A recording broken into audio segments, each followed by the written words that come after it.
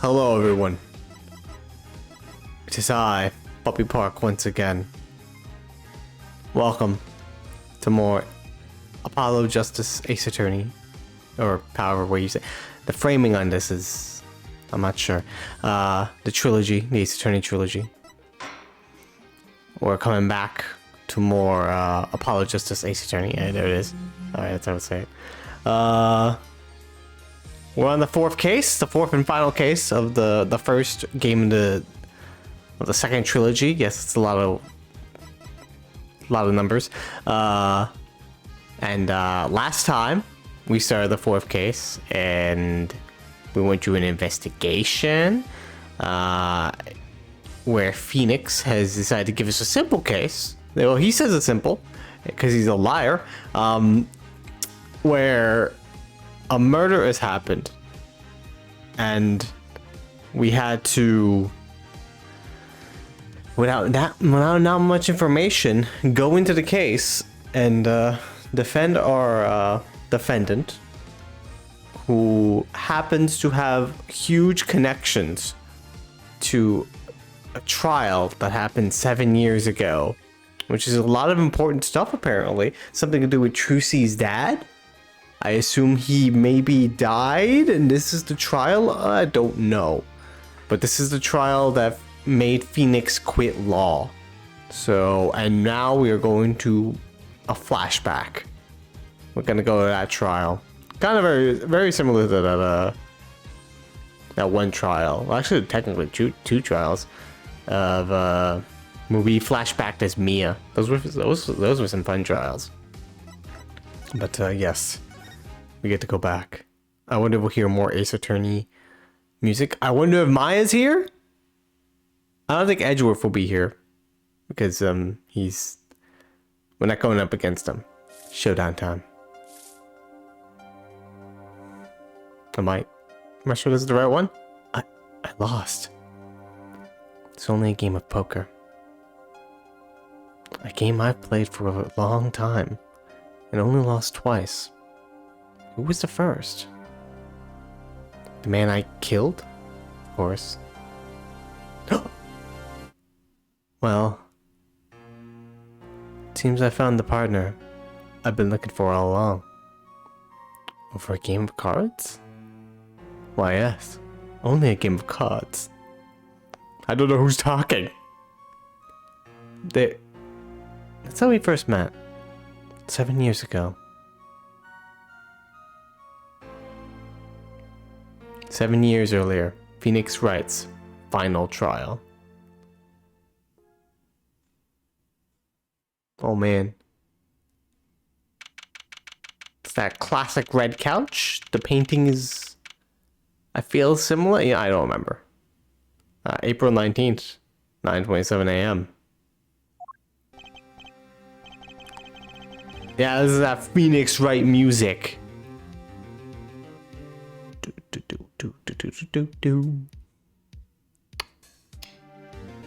Ta-da. Phew. Okay. It's been a long time since I felt like such a rookie. I'm trying to relax. How do we relax? We go into a court record. What do we got? Very important badge proving my identity. Look at that. Numbers! 826XX1. Each attorney's badge has a number engraved on the back. No two numbers are the same. So if you drop it, people will know it was you. Better make sure I don't lose mine. We got that. We got a crime scene photo. What the hell? Okay, this is not Trucy's dad. But, what the fuck happened here? A man got shot in the head while in the hospital? There's a gun, but there's also a gunshot to the clown. And then Magnifi's autopsy report. Cause of death, single gunshot to the head. Estimated time of death, 11 to 11:30 p.m. Good morning, Mr. Enigmar. I'm so sorry to have sprung this on you so suddenly. I received the files from your previous attorney only yesterday. Honestly, I'm not entirely sure I'm prepared. understand I'm asking the impossible of you. Yes, well, you haven't really told me what happened yet. All we did was play cards. And that was enough. Actually, it wasn't. Trust me, I don't know what the fuck you are, my dude. It's Juicy. Oh, morning, Daddy. I'm so glad you came. You okay, Daddy? They picking on you? I'm fine as always. This old boy here is here to help me after all. I'm not old. That's young man to you. Good morning. What's a cute outfit you have on? Oh my god, I just realized that she changes her outfit to blue to match Phoenix's. That is so adorable. I want to die. Thanks. My first show's today after all. Oh, I'm sure it is. What the heck is she talking about? Oh boy. Huh? Me? Look where he started. Here. Magnifique Grammary? It seems fate's clock will make me wait a little longer. At least only less than 10 swift minutes remain. To all those who have supported me in my life's work, I give thanks. Farewell. What's this? I don't know. I just got it over there in the hall. They told me to give it to the old boy in the blue suit with spiky hair. They said it was really important. What's this? A memo for you or some such? From the looks of it. What is this? Looks like a page from someone's diary. Oh, it's the forged evidence. Well, that's not good. We should not be using this, but we will. I'll give it a read later. I'm just gonna keep this on me and never use this ever. Change the timeline, you know how it goes. Well, how do you feel about the trial today? We'll get through it. Somehow. Incidentally, the prosecutor today is a new guy here. An easy win then, yes? They're calling him a true thoroughbred in the history of the prosecutor's office. Of course, there's one of those every year. Switching of attorneys just before the trial. I know it is a difficult situation I put you in, but allow me to say one thing, Mr. Wright. Yes? They will not be able to pronounce me guilty today. So do your best, but do not worry. First time a defendant's ever given me a pep speech. Hello, second. I'll do what I can. I see, you do not understand. You see, it will be impossible for them to declare a verdict. Impossible? Yes. Isn't that right, Juicy? Yep, you bet, Daddy. My first look at the case was only yesterday, and the information I was given was a tad bit lacking, to be honest. Still, I'll do what I can, for their sake. I believe the curtains will be lifting any time now. I'm in your capable hands, Mr. Wright. He's so happy. My client is Shadi Enigmar. That's her last name, Juicy Enigmar? Or known to the world as Zach Grammary. Oh, he has a stage name. You know, that makes sense. A wildly popular magician star of Troupe Grammary. His mentor, Magnifique Grammary, was a rare breed of magician. He single-handedly ushered in a golden age of stage magic until he was shot dead. Zach Grammary is the suspect. Oh, interesting. But he disappears after this, so I wonder if he goes out on a lamb? Don't know. Court is now in session for the trial of Shadi Enigma. There he is. Look at that sprite. He doesn't have that hobo beanie anymore. That 5 o'clock shadow. The defense is ready, Your Honor. And there he is. So young. Is the prosecution ready? I was just thinking, is this what all the fuss is about? Wow. Bit of a buzzkill, really. That's so mean. I have history. I've gone up against so many prosecutors.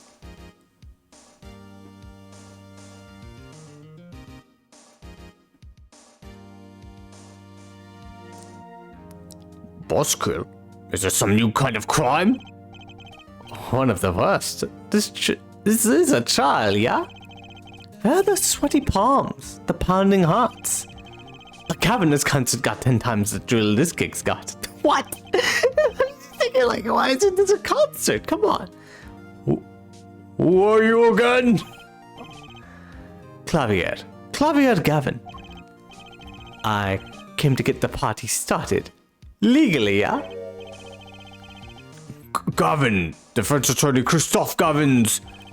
Figures my bro's more famous in this part of town. Clavier Gavin, lead singer for the mega hit band The Gaviners. You're out of your league, rock boy. Oh, he's a bit... got that pride in him. I know what you're thinking. You're out of your league, rock boy. True, my debut single, 13 Years Hard Time for Love, went platinum overnight. But that's just a hobby to me compared to this, yeah? Talkative, aren't you? I like your affected Euro rock accent, by the way. Affected Euro rock accent. I'm just getting warmed up, attorney Knight. Perhaps you'll be so kind as to fill us in on the case. Achtung, baby. Time to call on the opening act. What was his name again? Ah, yes. Detective Gumshoe! Hit it! It's Detective Gumshoe! Oh, he looks like he hasn't aged a day. And you are? Hey, you were the one who called me up here, sir. Name's Dick Gumshoe. His voice does look a little different. Maybe the shadowing? I'm a homicide detective, not at the precinct. Detective Gumshoe. Long time no see. Hey, you! Me? Today's the day, pal. Today I win and you lose. I got confidence in my testimony today, see? What? You normally lack confidence? Well, you normally lack confidence in your testimony? There's a sweaty face. Detective, this is my stage. Candy antics. Huh?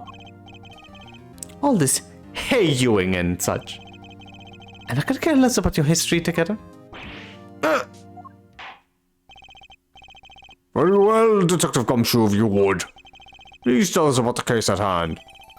Happened 6 days back in a room at the General Hospital. Facts are as simple as they come. Here's a crime scene. Victim was a patient and sleeping in the hospital bed. Killer comes in, puts a pistol to his forehead, and BAM! Lights out. Them's the facts.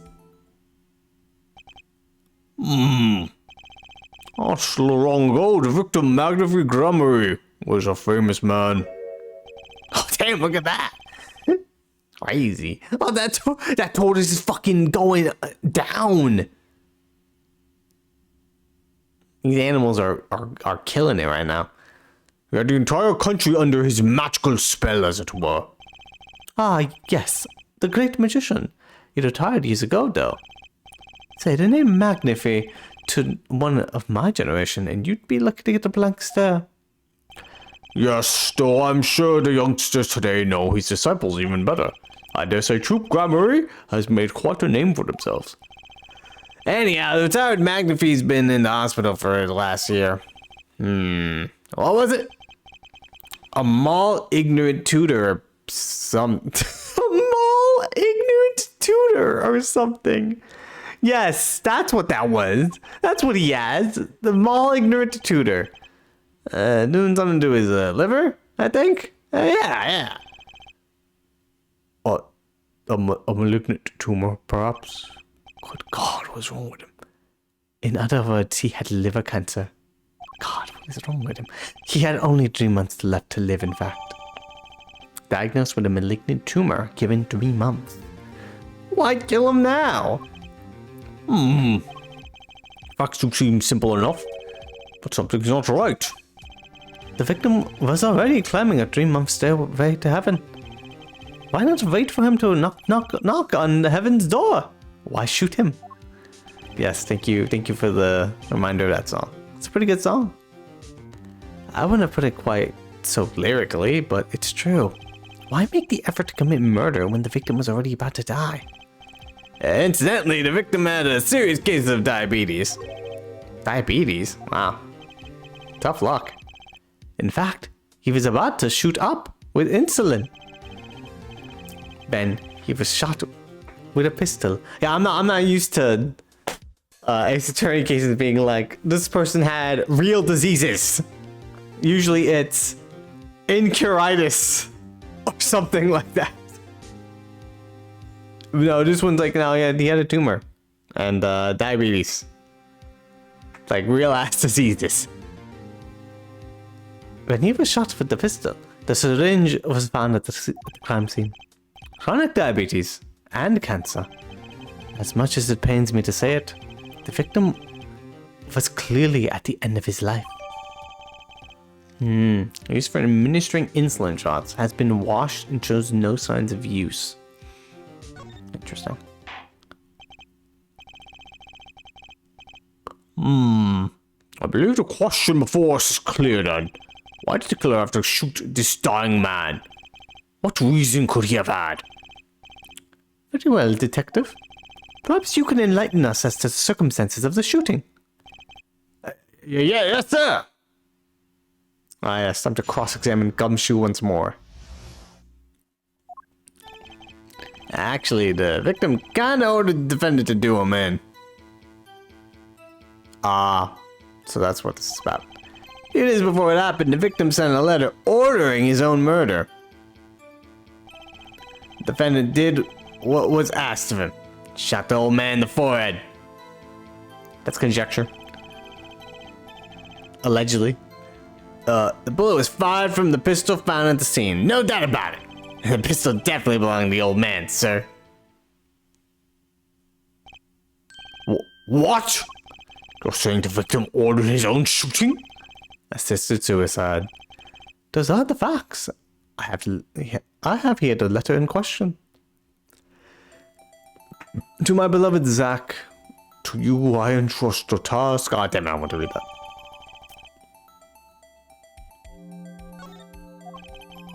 Very unusual indeed. I have to read this, hang on. Oh, no. To my beloved Zach, to you I entrust the task of lowering my life's curtain. Come on the 13th, 11:05 p.m. I will ready a gun, with which you will shoot one shot, score in the forehead. You cannot refuse, and we both know the reason why. Huh. So... this could be real. The message, at least.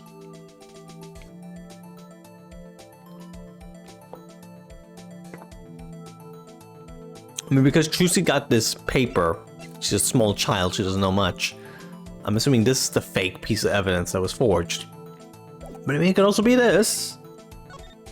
It's not impossible. I'm gonna go my money on the notebook page, though, since we literally just got it randomly. Although, could such a thing as a letter really cause one to pull the trigger, I wonder? I believe the answer to that question can be found at the end of the letter. Ah, you cannot refuse, and we both know why. The reason why. Detective Gumshoe, can you explain this to the court? Unfortunately, even the defendant won't say a peep about that bit, sir. One thing bothers me about this. Why didn't he just say 11? Why have him come at 11:05 without some specific reason? The devil is in the details, Ed Attorney. Well, was there some reason? As it turns out, there was. Every night for half an hour, starting at 11, the victim, Magnifi Gramary, was given an IV. An IV? There it is in the picture, off to the side of the bed. At 11, a doctor would come in and set up the IV. 30 minutes later, he would come back for the empty bag. This happened every night, without fail. So that was the only time they could meet without the chance of an untimely interruption during his IV. Very well, shall we begin? Mr. Wright, your cross-examination if you would. What's his reason he couldn't refuse, I wonder? He could have at least mentioned it to me. There's our portraits. Hold it! I'm glad to hear his voice again. Actually, is that his voice? It could be different. I'm not sure. Just because he got the letter doesn't mean he went through with it. Oh, I disagree. The victim has indeed was shot in the forehead. After all, just as he commanded. It could be a setup. But let's not be in such a hurry. Maybe we should let the witness talk for a change. Thanks, pal. Fine. I can play it slow as well as I can play it fast. On with the testimony, Detective Gumshoe.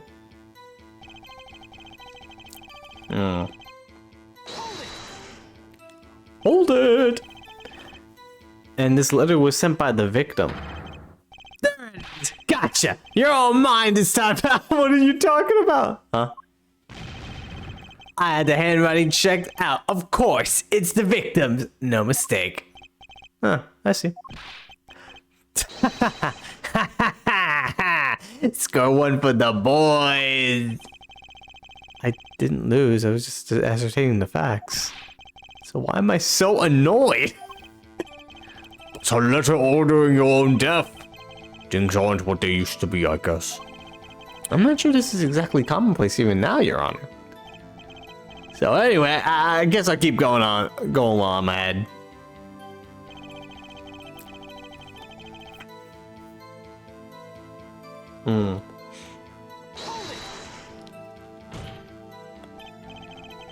How can you be so sure? Hey, you gotta learn to stop relying on people to do your thinking for you, pal. Learn to think for yourself. Get that noggin, crank it. You fail to grasp the concept of questioning, detective. First, we got this letter to shoot in the forehead, loud and clear. I can see that, but I still wouldn't do it. Well, maybe you need to grow yourself a backbone, pal. Yeah, why don't you just go ahead and listen to whatever assisted suicide notes come your way. Come on, man. Grow some balls. You failed to grasp the concept of shooting people is bad, detective. Well, he is a cop. We also found the defendant's pistol at the scene. Traces of gunpowder residue shows that it has been fired recently. Well, Mr. Wright, as far as I can tell from looking at this photo, there seems to be no issue with the prosecution's claim. Why is there a doll over there with a headshot? Photo. Maybe there's something in there I can use. So they're saying the defendant shot the victim in the forehead. Cross-examining Gumshoe. I think there's a hole in the prosecution's argument. Clearly, Mr. Enigmar, I have no clue, didn't pull the trigger. Shot something else. Looking at this photo, another possibility occurs to me. Yes? What does the letter tell us? That the defendant had a reason he couldn't refuse his teacher's wishes. Bingo, pal! That's why the defendant popped him one in the forehead. No. Oh? The defense disagrees. You see, the defendant had another choice he could make. Objection! What? And you can prove that with this photo? I can prove he had a choice, yes. The defendant might have fired like he was ordered, but he didn't shoot the victim's forehead. Well, let's hear what you're thinking, Mr. Wright. If he didn't shoot the victim's forehead, what did the defendant shoot? Yeah, take that. The clown doll? Take a closer look. See? It's been shot in the forehead too. Oh! There's a hole in its forehead! So he was given a choice. Shoot him or the clown doll. Or he was told by the victim, "Yo, shoot me," and the dude was like, "All right," and then he shoots the clown doll. I was like, "Dude, what the fuck? I only brought one bullet. Do you know how expensive that is to get here in Japanifornia?" Yeah, and a hole in the prosecution's claim. Objection. Ha! I suppose you have a reason as to why he'd shoot the clown doll. He didn't just shoot the doll, he shot the doll's forehead. His forehead? Let's read the orders once more, shall we? You will shoot one shot square in the forehead. Which is exactly what he did. He shot the clown doll square in the forehead. Task of lowering my life's curtain. Come on the 13th, 11:05. I will have ready a gun, which you will shoot one shot square in the forehead. You cannot refuse, and we know the reason why. What does lowering my life's curtain have to do with this, though? This is probably why he asked him to do it, but like, what was lowering my life's curtain? Why phrase it that way? The defense has raised an intriguing possibility. That hole in the clown's forehead. It definitely looks like it was shot. Bailiff, let someone investigate this matter. Objection. I admit, I'm impressed, but I expected nothing less. Still, this doesn't mean that he didn't shoot the victim. Objection. Perhaps he did have to shoot a forehead as ordered, but the letter says nothing about whose forehead. This was the only way he had to follow his orders without taking a life. The bullet hole in the clown doll's forehead does explain an explanation. It might very well be a clue. Yet Prosecutor Gavin is right. It alone does not prove the defendant's innocence. You cannot say for sure the defendant didn't shoot the victim. So sorry, Mr. Wright. How sad it is to see the mighty fall. How sad it is to see the novice's overconfidence. He doesn't realize just how big this little hole is going to get. Detective Gumshoe, please take this newfound fact into account as you continue your testimony. Oh, what if he shot the clown? He still shot the victim, pal. Hold it. So let me get this straight. You're saying my client first shot the clown, then shot the victim? Hey, not a bad summary, pal. More of a confirmation than a summary, but whatever. That was really more of a confirmation than a summary. But our defense attorney seems pleased with him enough with himself. So do these people ever miss a chance to mock me? Well, now that Mr. Wright's gotten that out of his system, shall we continue with the testimony? I don't have time to gather all the details before coming in here. This testimony might be the only source of information, but pay attention and read this letter carefully.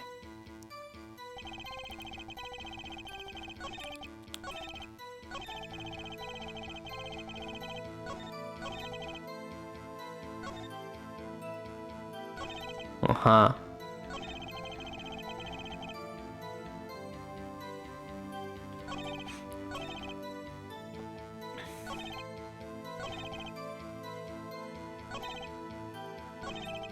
Defendant did what was asked him, shot an old man in the forehead.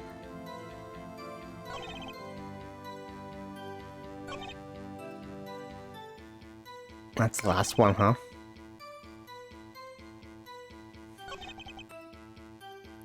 Well, anyway.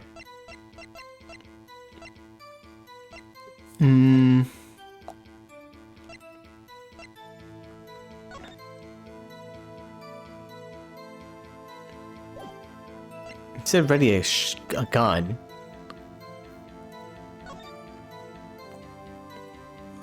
To all those who have supported me in my life's work, I give thanks. Farewell. Cause of death, single gunshot to the head. Estimated time of death, 11 to 11:30 p.m.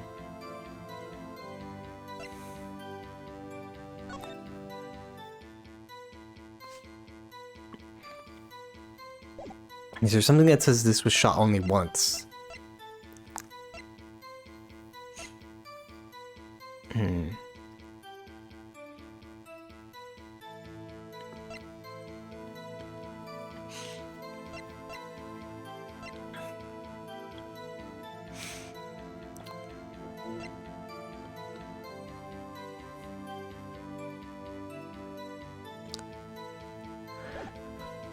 I'm gonna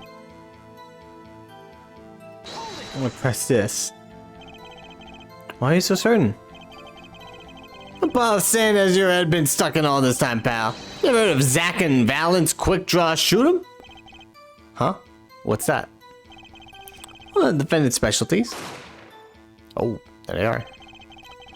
Zack and Valent stand on either side of a girl. Then they shoot. But the bullets don't hit her. Instead, they hit everything else on the stage. It's one of the pistols they use in their show. Got great design, huh? The kids love it. Many boys and girls join the police because of that pistol, I hear. You know that would explain a lot about the police force. God. It's like, yay, get to shoot guns. That explains a lot. Troop Grammary stopped doing that act a while ago. Old man held on to that pistol ever since.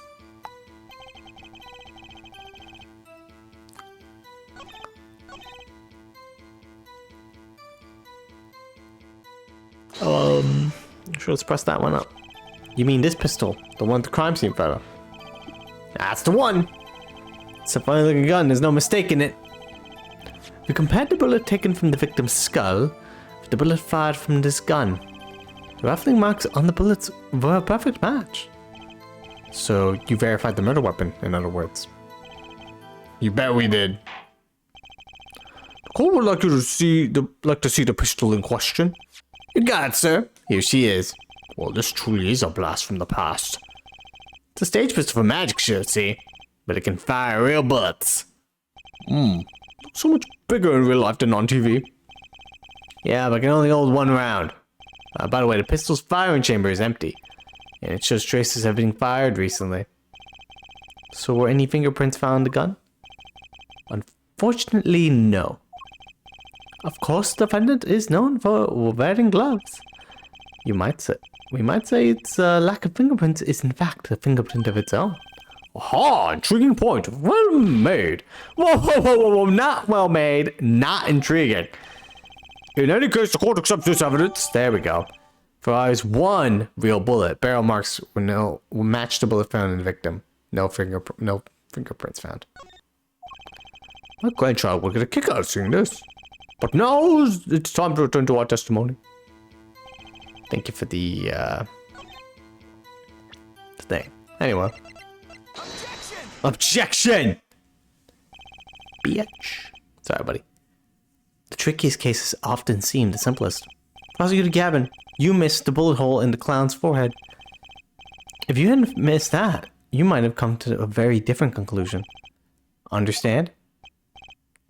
Yeah, but like I just said, pal. After he shot the clown in the forehead, he went and... Objection! Did nothing of the sort to the victim. The pistol proves he could not.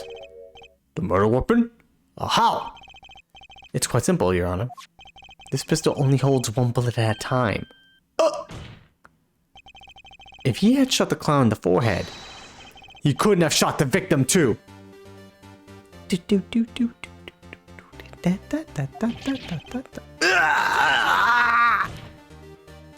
Objection. That's not a contradiction, not even close. All he had to do was reload the pistol after the first shot. Objection? Oh, where did he get the extra bullet? They're not so easy to come by, you know. If you claim the defendant had one ready, then prove to us how he got it. I had a feeling this wasn't over yet. No, this party's just getting started. And I haven't proven anything yet beyond my good looks and startling record sales. An utter lack of humility. Oh, what's this? It seems that the prosecution has another witness prepared. Like I said, Detective, it was just the warm-up act. Now that the audience has got a taste of what's to come, they're ready. Ready for what? For my decisive witness, of course. A witness who you will find can prove one thing for us. That it was Zack Grammary who shot the victim in the forehead. Very well. We will pause for 15-minute recess. This might be my lucky break. I'll need that 15 minutes to talk to my client, Zach. Court is adjourned. Ah.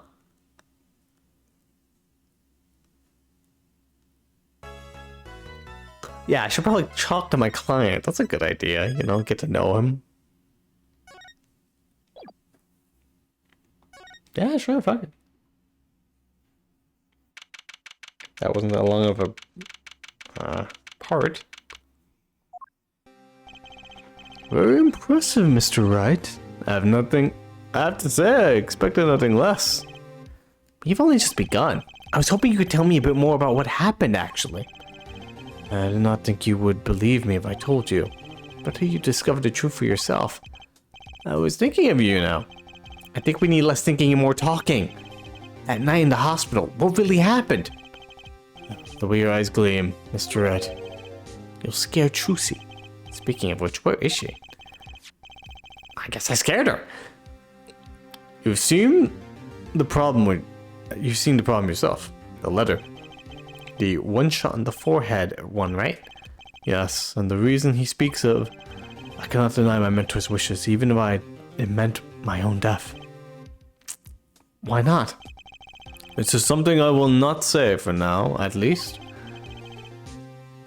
What's this for now business? That sounds like Phoenix in the future. I've done many things in my life. Some well, some poorly. But this is a cross we must bear alone to our graves. We? Want to know about the night of the incident? Finally, this guy sure likes to take his time getting to the important stuff. Of course, I had no intention of shooting my mentor. I snuck into his room that night at the appointed time. Found there upon his bedside table 2 pistols. 2 pistols? Two? Yes. The one I had used on stage, and the one that had been used by my partner, Valent. Oh, for the Zack and Valent's quick draw thing. My mentor had the look of one sleeping. I stood by his bedside hearing only the light sound of his breathing. Then, I took the pistol into my hand. I cannot deny that my resolve faltered. Then for a moment... You faltered? Do you mean you thought about shooting him? Recall there was a reason I could not refuse his request. His last such request, though not his first. So, there were other requests you couldn't refuse before? To be honest, I've not always been steadfast. And I fear I've brought pain upon Trucy. Is Magnifique coercing his disciples somehow? Just what was going on in the troop grammary? Yet in the end, I did not shoot him. Instead, I turned and shot the clown! I took the pistol I'd fired and placed it in my pocket. In your pocket? I believe if you examine the bullet in the clown's head, you will find it to be different than the one in my mentor. What were those called? Rifling marks. Yes, well, that is all I have to tell you concerning the case. Concerning the case? You mean there's something else you can tell me? Yeah, is there other stuff? You are a fascinating man, Mr. Wright. Thanks? Thanks for the compliment. Sure, whatever, fuck it. Yes, there is something. My mentor. His eyes opened. What? Magnifique Grammary? The old devil. He was not asleep, you see. Of course, the gunshot would have woken him up anyway. And there, we had our last discussion as mentor and pupil. It was not a long discussion, maybe 5-10 minutes or so. What did you talk about? Mr. Wright, then I'll just tell you. It does not concern this case. Ah, Zach Grammary. He seems pretty steadfast to me. Or maybe he's just stubborn. Mr. Wright, your presence is requested in the courtroom. Once again, I am in your hands. Right, let's get back in there.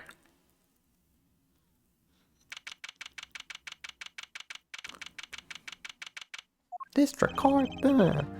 Court is now back in session. During our recess, a bullet was found in the dugout from the clown's head. Well, this is news. And the rattling marks? There wasn't time to do a detailed analysis, though they did find the weapon type matches the murder weapon. Well, that's not very conclusive, is it? Which is why I'm about to call my very decisive witness. Your decisive witness. How many times have I heard those words? Though they often turn out to be far less decisive than you think. Yeah. Oh, don't worry on my account. I'm quite confident this witness will do the job. After all, he is intimately acquainted with the players in our little production. Being the other half of Troop Grammary's famous duo, Zack and Gallant. Gallant Grammary? So we get to meet the great Magnifi's utter disciple.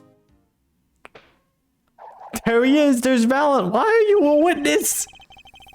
Perhaps we'll start by asking your name and occupation. Valent Grammary, magician. You're the decisive witness, are you? You can prove your fellow student your partner's guilt? Fate, the grand illusion, filled with traps and tricks. But wait, the shooting took place in that hospital after 11 o'clock at night. If you're a witness, does that mean you were there that late? If one were to deduce this logically, the conclusion is yes. Okay. Also, Valen here, 7 years fucking did a number on this man. 7 years, he got so old. I always get the characters, don't I? I have an interesting fact for you. You see, several days before the crime, my witness received this. What? Looks very familiar.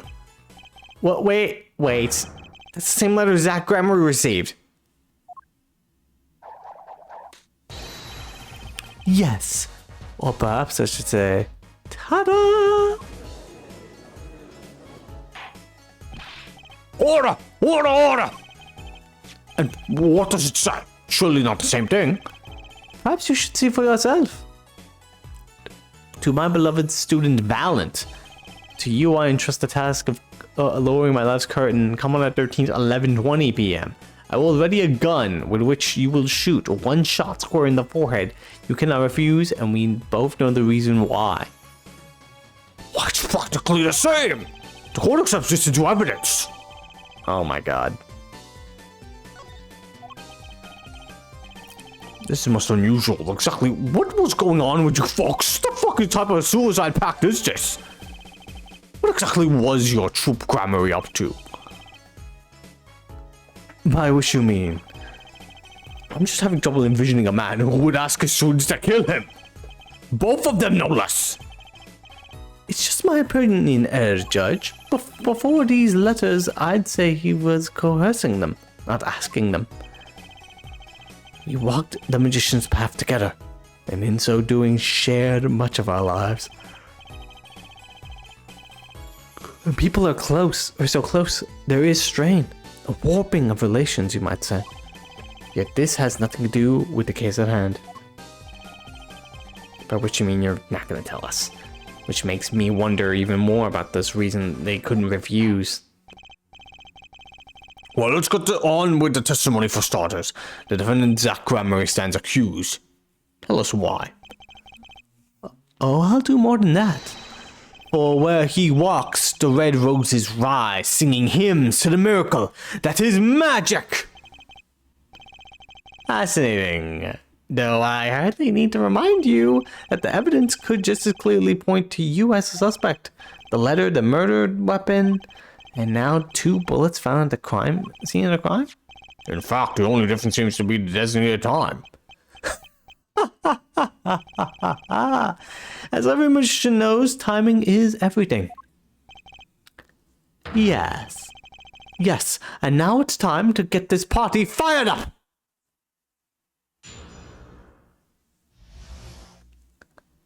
That is a crime.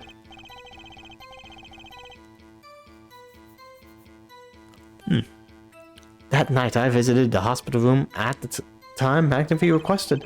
The smell of gunpowder hung in the room, and my mentor had taken his final blow. I did not imagine my fellow student might have received the same instructions. Yet a deal with the dead is still a deal. That sweet kiss I gave to the clown. Gave to the clown.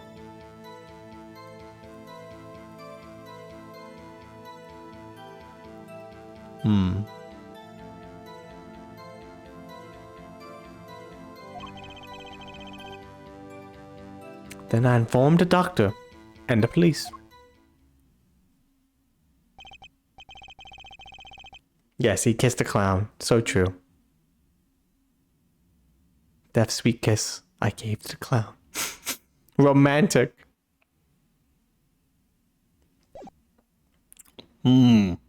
So you were the one who reported the crime? Indeed. I would think. This fact alone would clear my name of suspicion. What? That's not how that works. In fact, if you report a crime, that puts you more in suspicion. Let's not jump to any conclusions. Yes, the cross-examination generally comes before the conclusions in this court. But if your testimony proves to be true, then the defendant, Zach Gramery, is guilty. If it wasn't Zach Gramery, then the killer was you, Valent. No disappearing act will get you out of that. I don't think it was him. Although, we've all been there, ladies. Sometimes you gotta kiss a clown, you know? Just fucking go, honk honk. Obviously, you squish his nose when you kiss him. Hold it. Which, according to the letter, was 11:20 p.m. Indeed. In magic, timing is everything. Right. Consider the illusion of teleportation. If I were to appear on stage before my stunt double has left, how would that look? Why, it would reveal the very secrets of my magic. Now that you've revealed the very secrets of your magic for all of us, let's move on. You went at a designated time, and what did you see? That's what I think I forgot to say. But hi, Verde. How are you doing? Hope you're doing okay. Smell of gunpowder. So you weren't worried for your own safety at all? I mean, you smelled gunpowder, yes. What if the shooter was still nearby?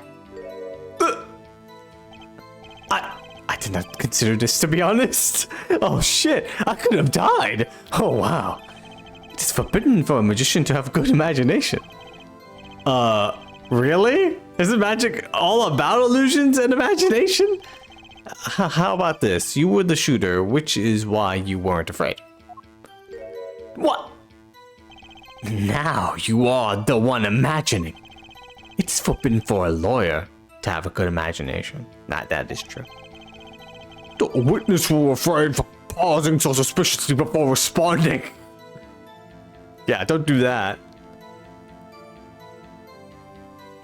Oh, that's great. Yeah. Hope you. It seems. Oh yeah. I hear it's one of the easier ones. I say, even though we streamed it that one time together, and we both kind of, you know, we did okay. My forbidden imagination is starting to imagine things. Wow.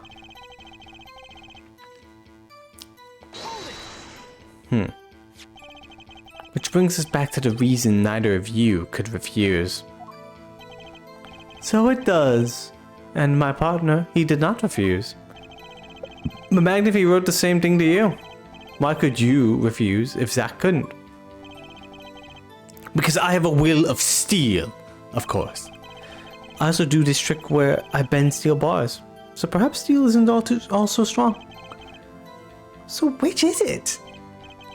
Mind if I continue? Yeah, go ahead.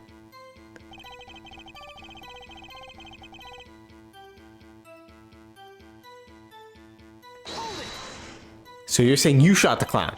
There were two bullet holes at the scene, one in the victim and one in the clown. You're saying the one who shot the clown was you? No doubt my partner Zach has said much the same thing. Yeah, because whoever did it didn't shoot the clown committed murder. I better dig around here a bit more and see what I turn up.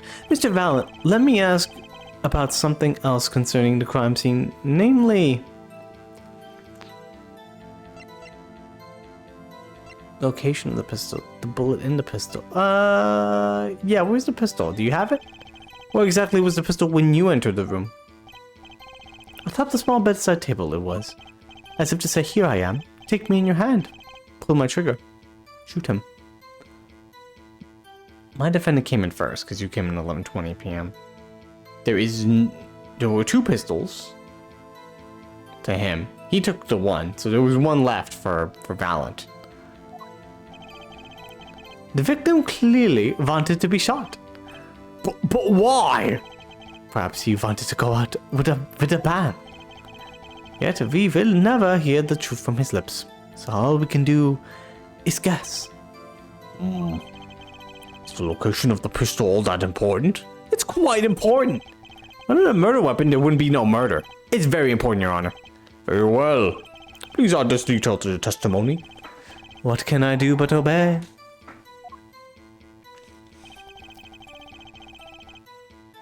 I took up the small pistol from the small table and shot the clown.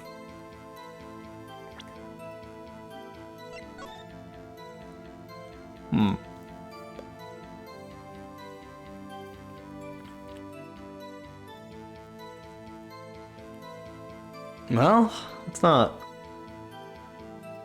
wrong, I guess. That could be a thing he did.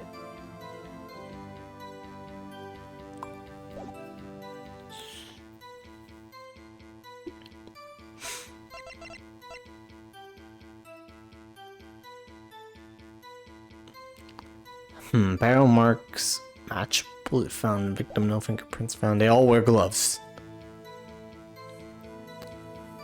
Let's just press this statement. Why did you do that? I would have called the police would come first. Then you know nothing of the relationship between a master and his disciple. If your master says die, you die. Do you understand? So you're going to die? Certainly not. It was but an example. In any case, I wanted to fulfill my obligation. A final courtesy to a great mentor, perhaps. Or perhaps not. Perhaps I'm totally confused. Maybe I should ask about something else. When he comes in, only 1 pistol's there. So really asking him how many pistols there were isn't that important. How about the bullet in the pistol? In order to shoot a pistol, you need a bullet. Where was the bullet? I entered the room and took the pistol in my hand. The bullet was already loaded, ready to fire at any time. A magician is always prepared, you say. Prepared for... One never knows when a miracle will be called for. A magician always has 7 doves in his pocket and a white rabbit up each sleeve. Oh man, he has a zoo up in there. Clearly we're dealing with professionals here. This bullet was so loaded. Was loaded in the pistol. Really important. Sure, let's look at the statement. Without a loaded bullet, we wouldn't have a murder here. It's very important, Your Honor. Oh, well, add the detail to the testimony. What can I do but obey? Pistol was already loaded. I merely had to pull the trigger.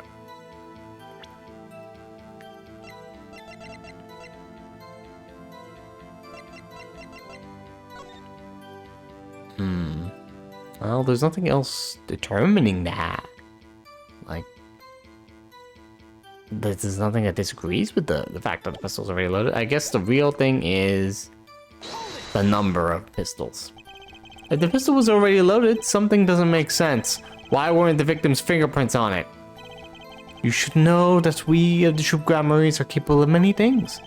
One of these being the levitation of iron balls without touching them. There's no magic involved here. The shooter just very methodical is all. He simply wiped everything off fingerprints. Can't really do much with fingerprints that weren't there. Maybe I should ask about something else. The number of pistols! How many pistols were there when you entered the room? By which you mean what, precisely? 2 pistols were used in the Zack and Valent quick draw shoot him, correct? One for each of you. You are well informed, yet. Only one of my old friends sat in that hospital last night. Zach tell me back in the lobby. Of course, I had no intention of shooting my mentor. I snuck into the room that night at an appointed time and found there upon his bedside table 2 pistols. I took the pistol I fired and placed it in my pocket. I see no problem with this statement. Only 1 pistol visible in the photograph of the crime scene after all. So you picked up that pistol and fired it? Indeed I did. Alakazam. Alakazing? Alakaboom! Is the number of pistols really so important? Well, I had a flashback, so yeah. Number of pistols is quite important, Your Honor. Very well. Please add this detail to the testimony. What can I do but obey? Again. Only 1 pistol was in the hospital room that night. With it, I shot the clown. Is there a statement that says he had more pistols? Single gunshot to the head. Estimated time 11 to 11:30. Seat before the trial.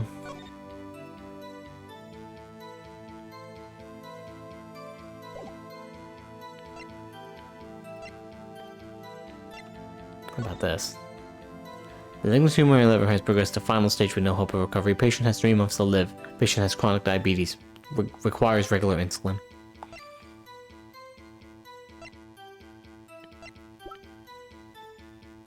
Balance come at 11:20. I will ready a gun with which you will shoot. 1 shot, square in the forehead. You cannot refuse, and we both know the reason why.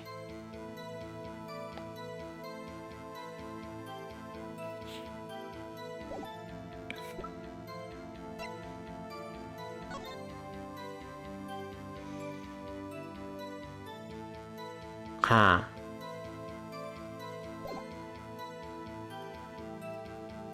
One for Zach, one for Valent.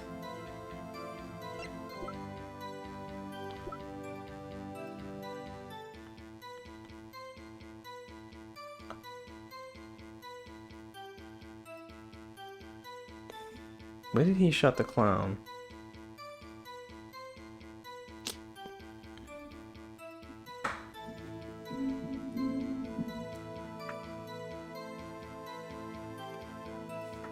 I'm not sure. Keeps changing. Inform the doctor and the police. Let's press this one. So you informed the police. What did you do then? What do you suppose I did? I used my magic to levitate my mentor's corpse, perhaps? I don't know. That's why I'm asking. Now please answer the question and skip the sarcasm. After I made my report, I called the doctor and we returned to the room. While we waited for the police to arrive, we discussed stomach medicine. If you've confirmed this with the doctor, it all checks out. He praised Mr. Valent's knowledge of stomach medicine, in fact.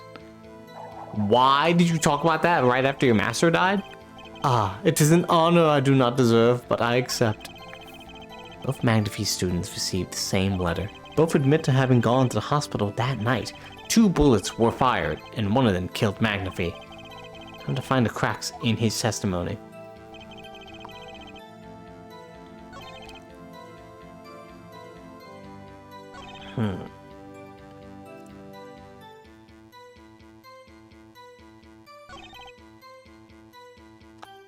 I shot the clown.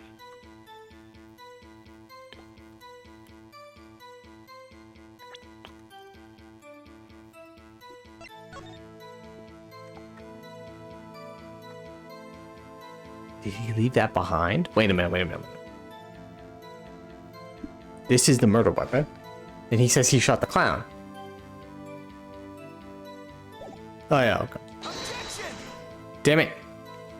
I was guessing because that one's the murder.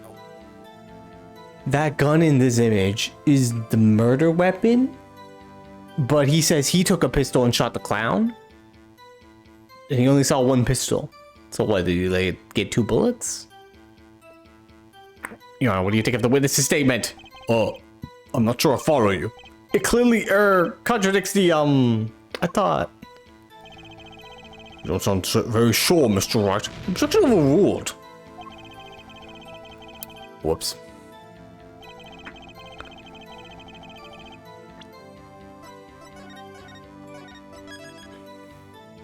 It has to be this statement, because that was when I actually had a flashback. I guess we could talk about the first letter. Lowering my life's curtain. Come on the 13th, 11:05. I will ready a gun, which you will shoot one shot. Can I refuse? We both know why.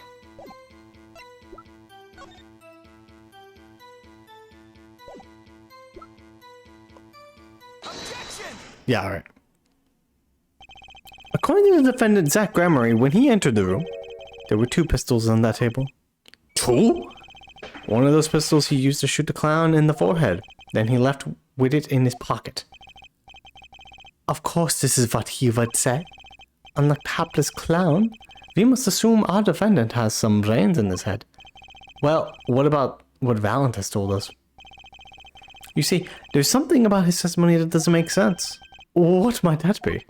I told you, I took the pistols that was there and shot the clown. That's your story, at least. But the rifling marks tell a different story. Mr. Valent, recall what Prosecutor Gavin told us. We compared the bullets taken from the victim's skull with the bullet fired from his gun. The rifling marks on the bullets were a perfect match. Mr. Valent, if you fired this pistol, then you shot the victim in the forehead. Oh. Order! Order! Order! Well, this is all rather sudden. Objection. What have I done? Prosecutor Gavin? I owe the court an apology. Sorry.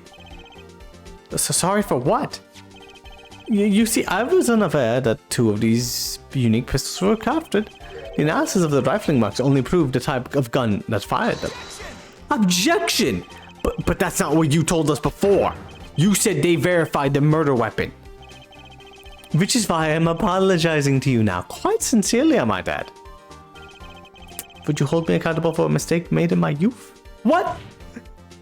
Now you get some health bar minuses. That always happens to me. That was just this morning. I am still young. And I might add, it wasn't really my fault.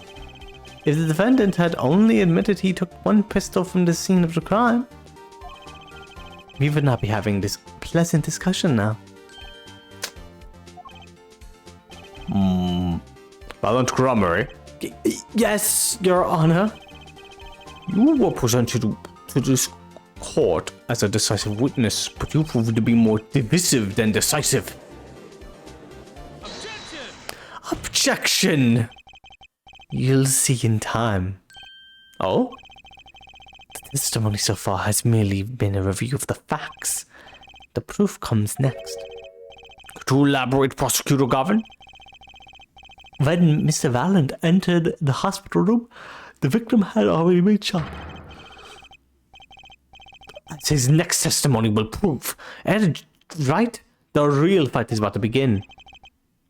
Bring it. He's so confident. He's like, yeah, fuck it, let's go.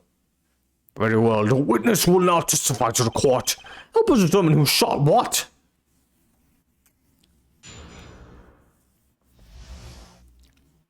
Who shot what? I arrived at the hospital room at the appointed time, which is to say 11:20. After discovering the body, I fulfilled my obligation, then called the doctor.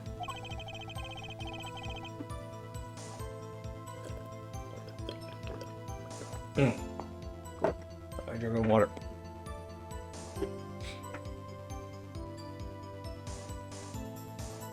That's true, you're right. Every other judge, he's just like, I'm not attracted to this man, so I'm ready to fucking go.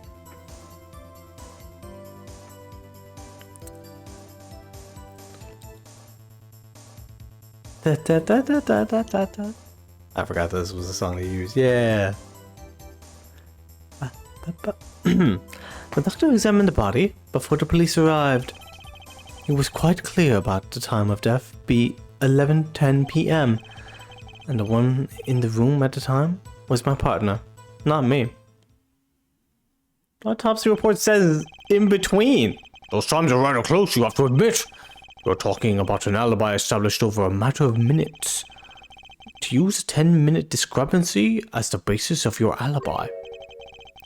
It's easy to explain in this situation, Air Judge. For example, take our debut hit single 13 Years Hard for Time Love.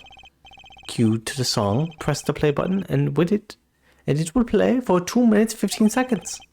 Do it 100 times, and the result is the same. The debut single was only 2 minutes and 15 seconds long? What a ripoff! Yeah, it's a scam. I mean, some music can be shorter, longer, it depends. Magic is a world of utmost precision. Hocus pocus requires admirable focus. That rhymed. And the time of death, determined by the doctor there, is an uncontrovertible truth. Very well, the prosecution warns us that we're dealing with rather precise times. As we can expect the cross-examination to require the same level of precision. I would hope the defense retains from his customarily broad, sweeping accusations, lest we blur the focus this case so clearly demands. Point taken! Baseless remarks will result in a penalty. Carry on, Mr. Wright. Carry on, Wright. Baseless remarks? Does that mean I can't press them?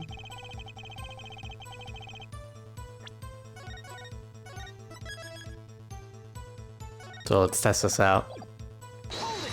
Press. 11:20 p.m. Can you prove that's when you arrived? Alas, such a feat may be beyond even the great Valiant. For there was no one in that room but Magnifi, and he was departed after a fashion. I have your defendant Zach Gramarie's sworn deposition. Stuck into a room that night at the appointed time. It was 10 minutes before I left the room, and the victim was still alive.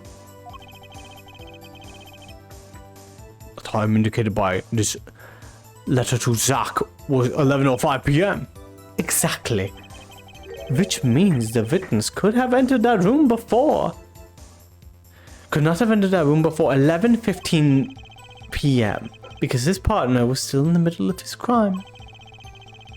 See, someone did their arithmetic homework. You see, the defendant himself has corroborated the witness's testimony. Does that all make sense? Let me think. So, first letter.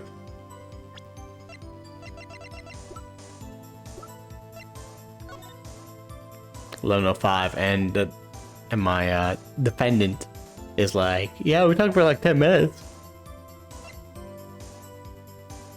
And he leaves. Letter of Valent coming at 11:20 p.m. And he came in right on the minute. There's a contradiction? The only problem I see here is the glaring contradiction in that testimony.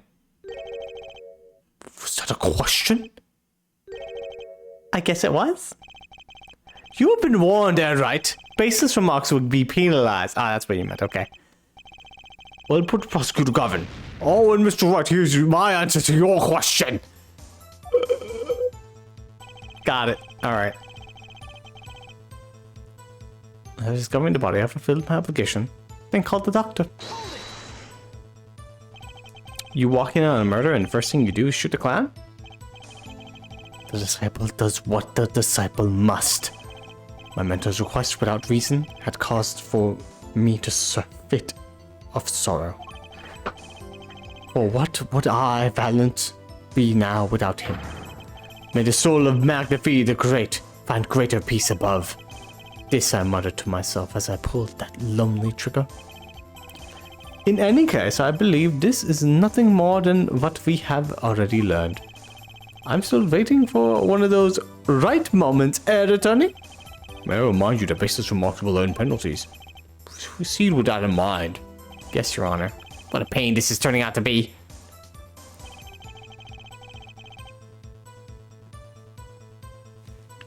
Should save. What do you got? 1. Oh, we're on falsified evidence already? Oh, damn.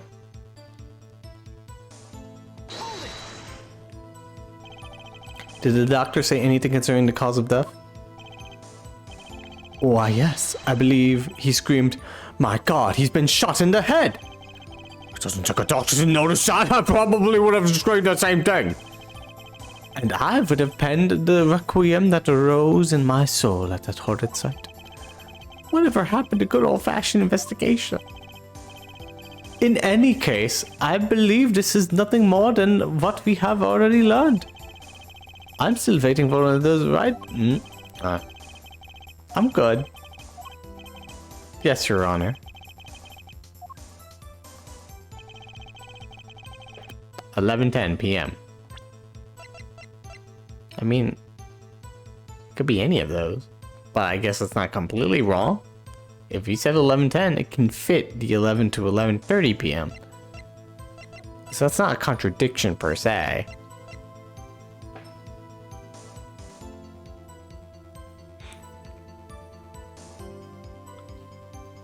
Tongues have to come at 11:05. Could have chatted for 5 minutes. And he mentions that the defendant's statement helps this.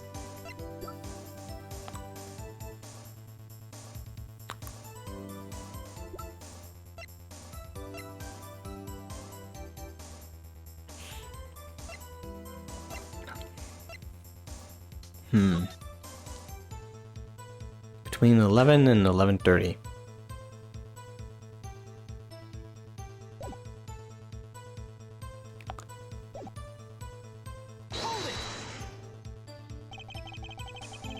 I think I'm stepping out on a limb to say I have some doubts about this. How could the doctor be so precise with the time? We do usually only get an estimated time of death, true. I'm not sure I've heard of a verified time of death. Magic revels in making the complex appear simple, but reality is the opposite. What appears complex is the case. In this case, it's a simple matter of subtraction. I see another person has done arithmetic homework. The point here is the IV the victim was taking. It's quite visible in the photograph in the scene. Recall what we heard earlier about the victim Magnafi Grammary's schedule. Every night at 11, Magnafi took an IV drip for 30 minutes. I can see the IV bag right there, yes. Now look a little closer. Follow the tube down from the bag to the end.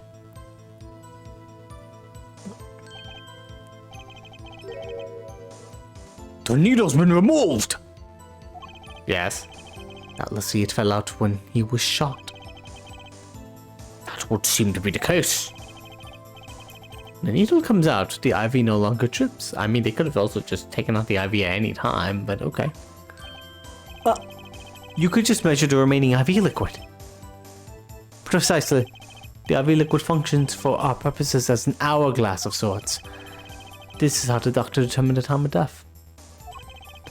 From the amount of time remaining in the bag, it was determined that the IV had stopped 10 minutes after administration began. Approximately 10 minutes had passed since the IV began. And so it was when I, Valent, entered the room. 10 minutes had passed since that horrible crime was committed. And this is proof. Well, Mr. Wright? Did that seem important?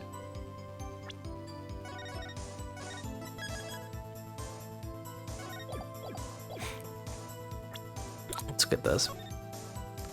30 minutes required to administer a full IV from the amount remaining. IV stopped 10 minutes after the administration began.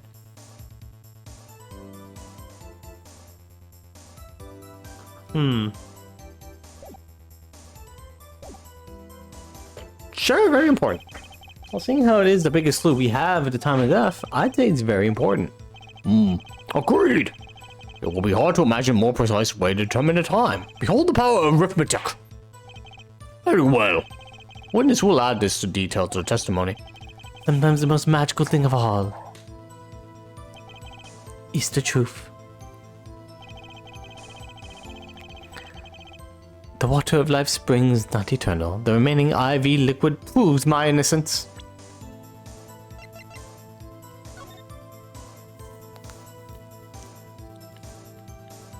At least only less than 10 swift minutes remain. To all those who have supported me in my life's work, I give thanks farewell. This is the fake evidence. This does not prove much at all, but we'll end up loading screen said falsified evidence, so I think it just accidentally gave me the advice. But 10 minutes from what? Make me wait a little longer. Oh, I get it. Allegedly, this was written as a diary entry right after his meeting with Zach. Because he's like, well, he didn't go through with it. That pussy. Anyway, I guess I'll wait a little longer. Only less than 10 swift minutes remain. So that's why this piece of evidence is important. And as much as I don't want to use it, we're gonna have to use it. Objection! Okay, no, not yet. Can I use that one? Actually, let's just go through this just in case. Objection overruled.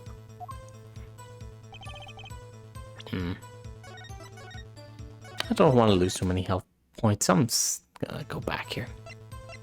Very important.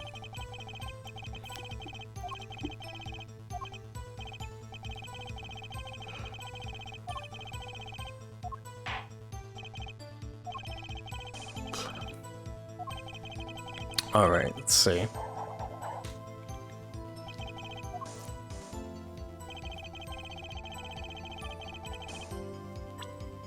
Remaining IV liquid proves this. Let's press this one, huh? Did you notice the IV yourself by any chance? When I first entered the room, the stench of gunpowder assailed me, next to the mark of death upon my mentor's hand. And then his left arm did I spy rose drooping and wilted. It's torn. The distracted, discarded IV needle. Knocked from the vein by the force of the shot. Lucky for you.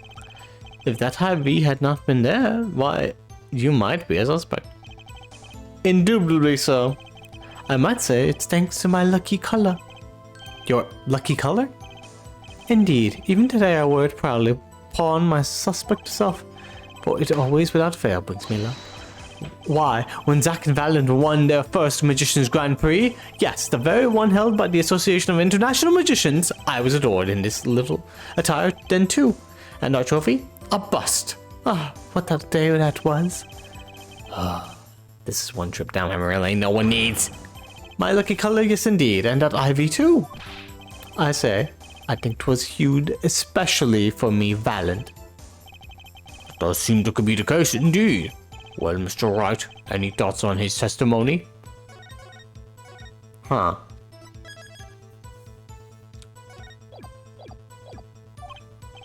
Valiant sure looks happy with himself. Okay, how about this? Lucky color testimony?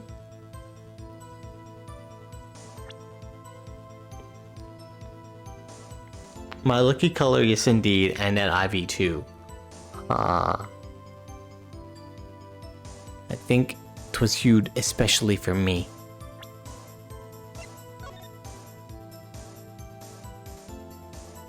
Isn't he red? That's green. Is he colorblind? It certainly sounds like a lucky colors brought you plenty of luck, but not this time around. Mr. Valiant, your lucky colors betrayed you. I'm afraid you've lost me. Your Honor, the witness's testimony just now clearly contradicts the evidence. What? Please recall my warning at the beginning of this cross-examination, Mr. Wright. Baseless accusations will be duly penalized. I do hope this latest accusation is well based. Oh, don't worry. I've got all your based right here. Very well, let's hear the defense's claim. Where is your based evidence that contradicts what Valen told us? He said it's yellow. The crime scene tells all, Your Honor. The photo of the crime scene? All this talk of color has me yearning for black and white. It's clear-cut simplicity. Tell us, Wright, just where is the contradiction in this photo? My pleasure. And I assure you, it's quite simple. But I can't promise anything black and white. Let's see what Mr. Wright has to say. What in this photo contradicts the witness's testimony?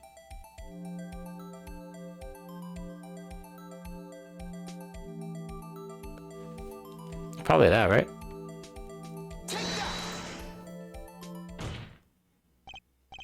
Valid Grammary. Let's get one thing straight about your lucky color. It's yellow, yes? Kind of takes the mystery out of it, but yes. Something wrong with yellow, Mr. Wright? Yes, there is. Decisively wrong, in fact. Why would you paint this courtroom yellow? Take another look at the photo of the crime scene. What's this? Confusion, doubt. Tell us, what did your elderly eye spy? Even my elderly eyes can see a problem here, Mr. Valen. Look at that IV bag. What is this? What foul magic? It would be hard to call the IV liquid yellow. I'm afraid no magic was involved in the taking of this photograph.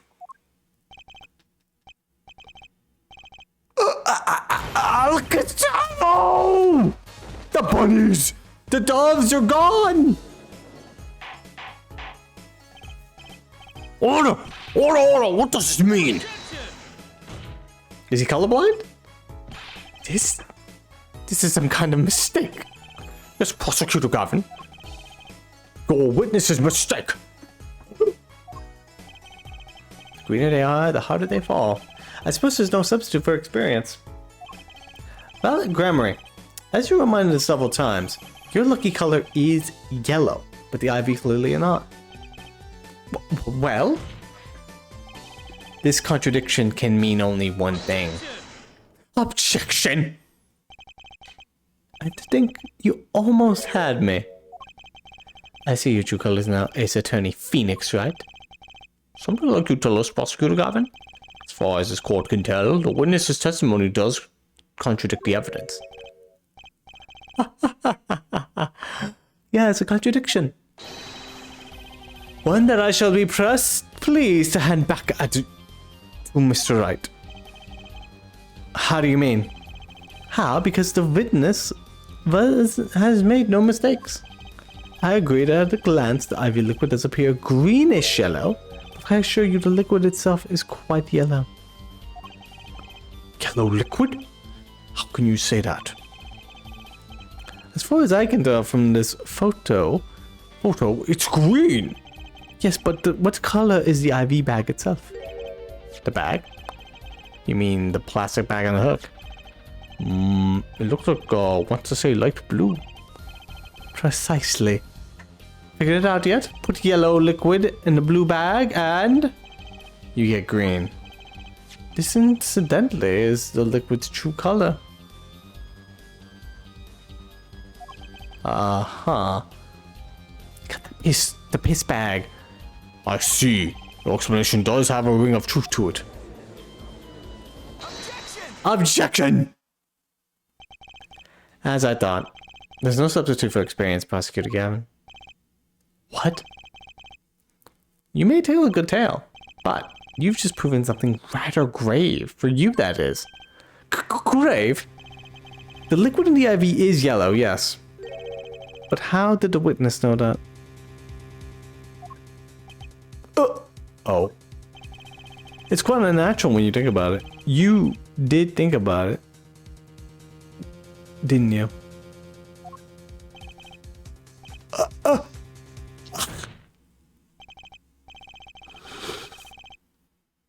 Your Honor, the defense requires an explanation from the witness.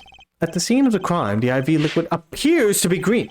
So let me ask, how did the witness know the IV liquid was actually yellow?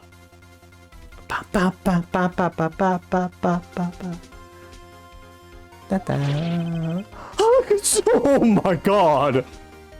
Not the bunnies! Order! Order! Order! Mr. Wright, you will explain this at once. The witness clearly knew the color of the IV liquid, so I'm sure it means something, but what? I can think of only one possibility, Your Honor. The witness, Valent Grammary, has testified the IV liquid was yellow because... I can save here. I didn't even know that.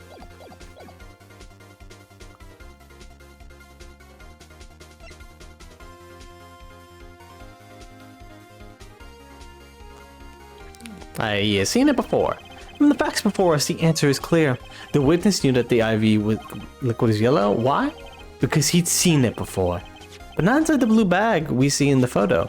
He saw the liquid by itself, in a clear, colorless bag. I suppose he would have had to, but I'm still not sure as to what this all means.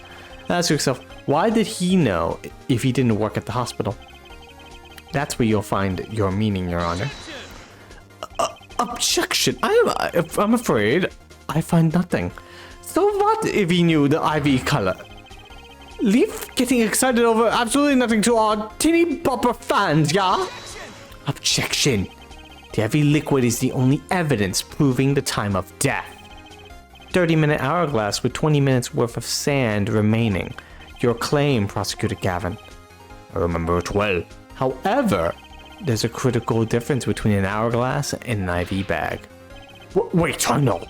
An hourglass uses sand, but the IV bag uses liquid. I'm right, all right? I mean, as much as it pains me to say this, Your Honor, no. Unlike sand shoot the hourglass, IV liquid enters a patient's body. At which point, like magic, it disappears. However, what if the amount of IV liquid had increased? You couldn't tell, could you? After all, there's no way of knowing how much went in. Objection. Let me get this straight, Alright. You're saying the witness watered down the victim's IV bag? Not with water, but with IV liquid. That's how you knew the IV liquid was yellow. No, wait, I said wait. How much an amateur such as myself essay to perform such a task? Objection. I'm an amateur too, but I can pour water into a cup. Objection. I'm afraid there's quite a big difference between a cup and an IV bag. Quite. Can you prove our witness is capable of such a feat? He's a magician. He can do a lot. He has a point about amateurs. I, at the very least, have some difficulty pouring IV liquid into that bag. You don't need an expert to see the look on the witness's face. He added liquid to the IV to throw off the time of death. I tire of these fairy tales lacking evidence. Well, Mr. Wright, any solid evidence to bring us back down to earth? Valent Grammary. I'm afraid your magic won't serve you well in the life of crime. But that's what you're strongly suggesting. Magic relies on props, and props become evidence. Our witness was certainly able to increase the amount of IV liquid in the bag. All he had to do was work a little magic, and the prop was...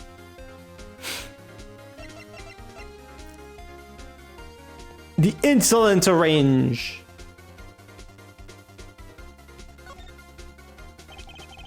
I was hating getting these shots. I guess McAfee was giving himself the insulin shots. There's no way I could do that. Wait, if McAfee used this to inject the insulin, why are no traces of it having been used? Something to keep in mind.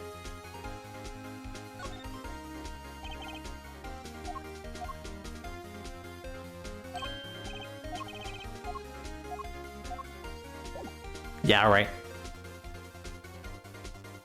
This one? Take that! The victim's syringe! It's a perfect prop for a magically increasing IV trick, and easy enough for an amateur to use. Objection. What kind of evidence is that? The syringe was clean. No trace of liquid in it. Objection. And don't you find that odd, Prosecutor Gavin? What? The victim had the syringe to administer his insulin shots. There should have been traces of insulin left inside. Oh, but he washed them. Yeah, he used them and then he's like, I gotta wash these. Well, Valiant Grammary. As you pointed out yourself, the IV liquid makes the perfect clock. One that you could manipulate at will. There they go off again. Those birds and bunnies.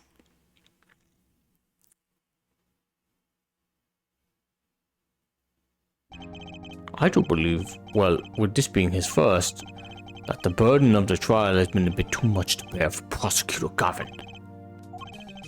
I'm afraid that while there is a doubt as to the amount of IV liquid in the bag, the time of death cannot be proven, and that brings our trial to close for today.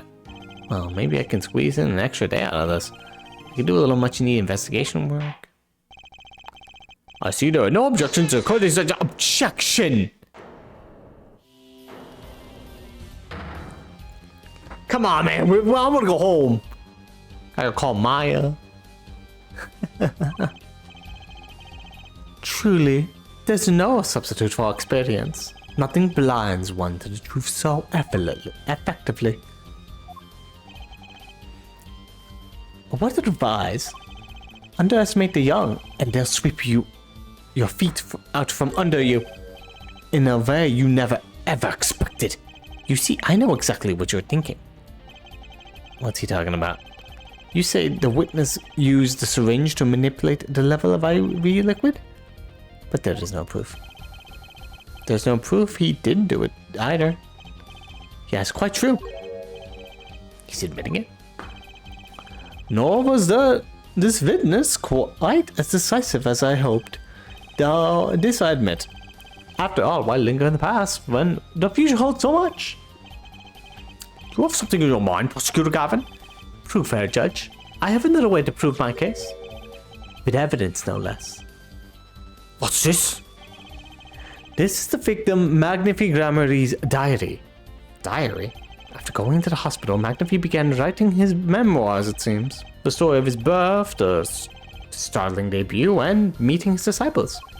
It seems he intended for the last chapter to end quite appropriately with his death. But that book doesn't say what the reason was, does it? The reason why his disciples couldn't refuse his last request? Sadly not. Hang on.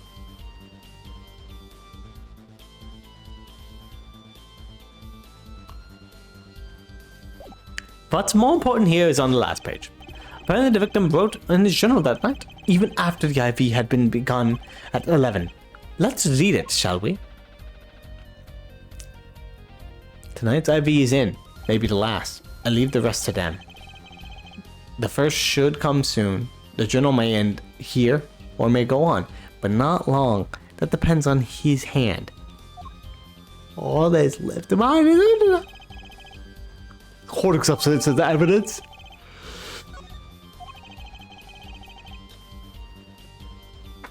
Read that very last part with particular care. This journal may end here or it may go on, but not long. It depends on his hand.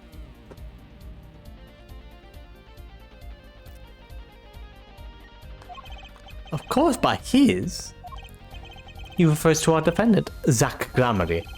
That would make sense, yes. He was the first scheduled visitor after all. But look at what he said before that. This journey may end here, or it may go on.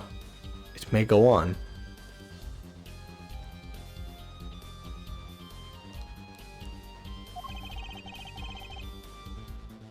Magnifi Grammary intended to write again. That is, if Zach Grammary didn't pull the trigger. And I see the defense understands the meaning of this. The victim's diary does not go on. It ends!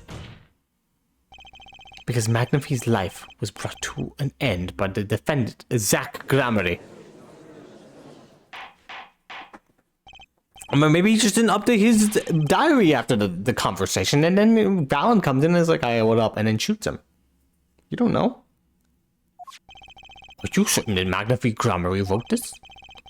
There's no mistaking his handwriting. Very well. This does seem to be significant. According to this, Magnifique did intend to continue his diary. Yet if his diary ended here, which it plainly did, then the only one who pulled the trigger was the first visitor. What's the first visitor? Zach Grammary. Well, how do you like me now? Right? Still too green for your taste? Hmm?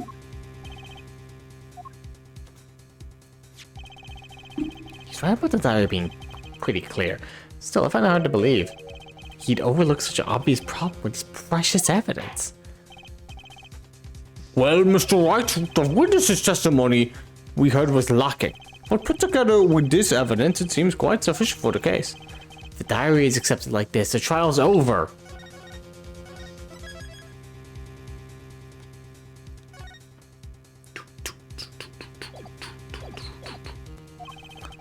Maybe it's time for me to show them something. Uh-oh. I'm left with no choice but to show my own evidence. What? Do you have some evidence that overturns this diary? It's not too late to rethink this and avoid more embarrassment. Very well, please show us the evidence, Mr. Wright. Incidentally, don't even think of showing us the diary action to the court. Now that we've come this far, I hope you have something a little more decisive. Show us evidence that proves the victim continued writing his diary. Alright, I'll be happy to. Decisive evidence proving that the diary didn't end with this page is... Well, time to present the fake evidence. First, let's take a closer look at this diary.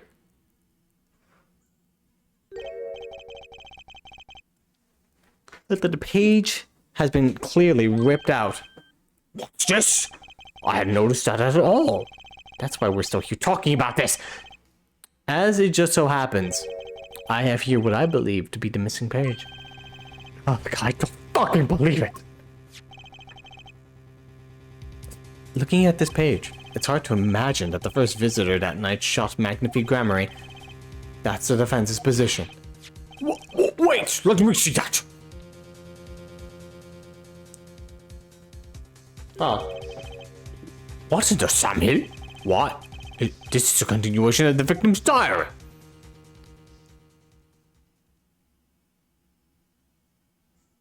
Oh, flashes of light.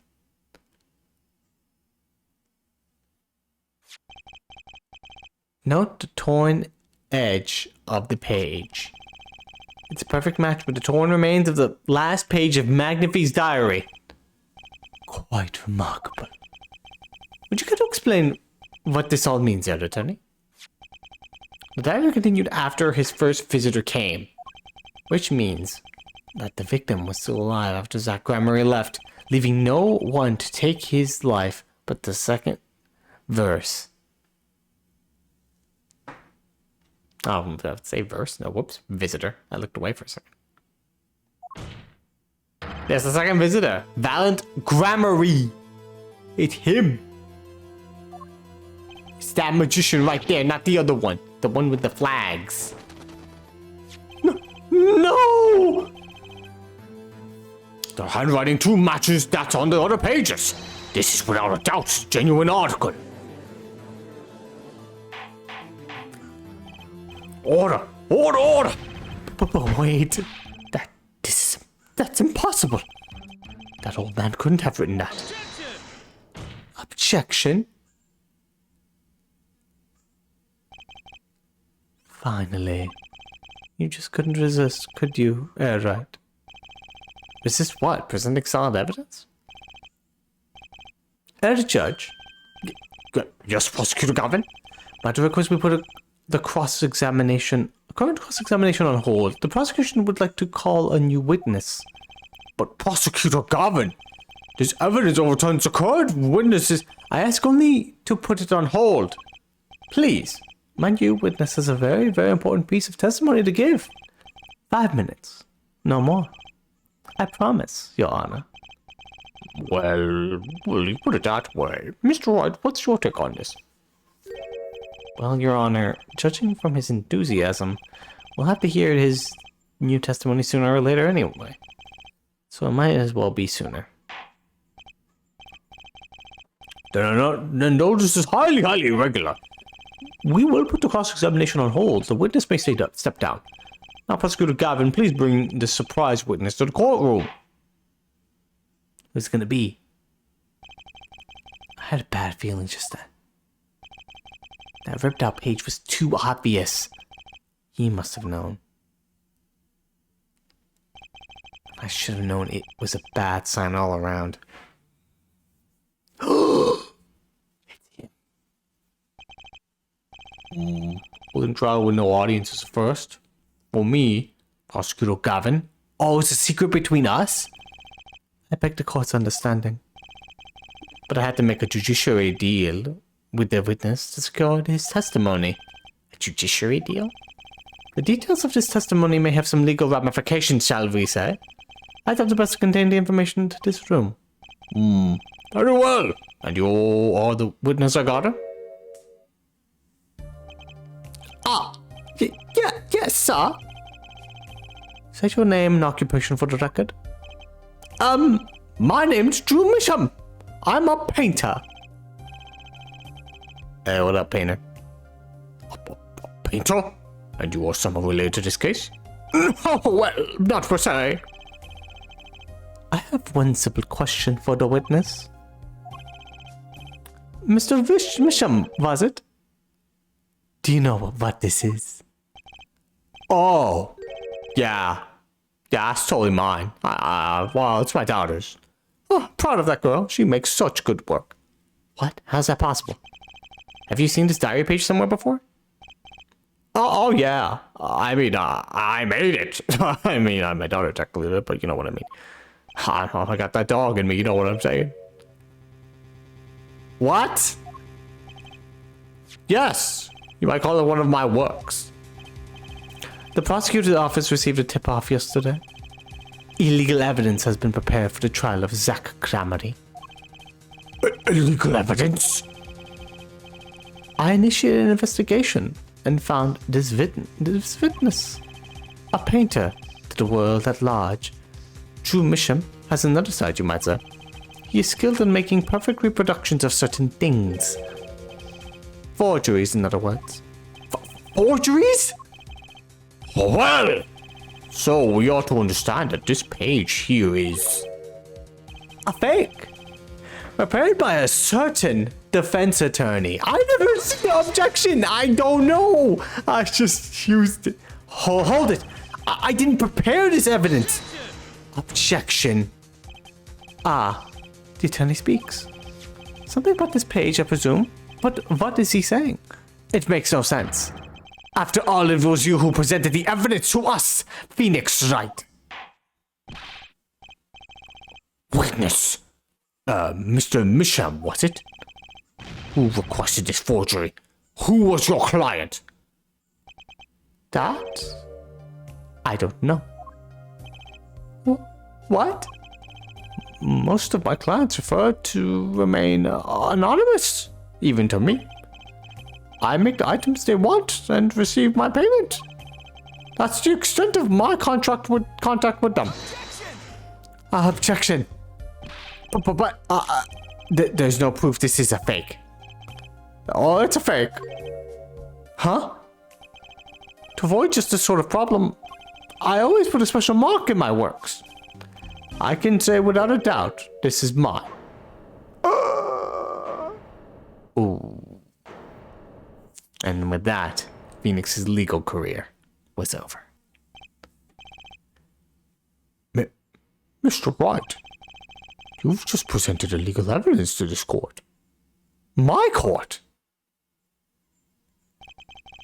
It was careless of me. That's all I can say. Oh boy.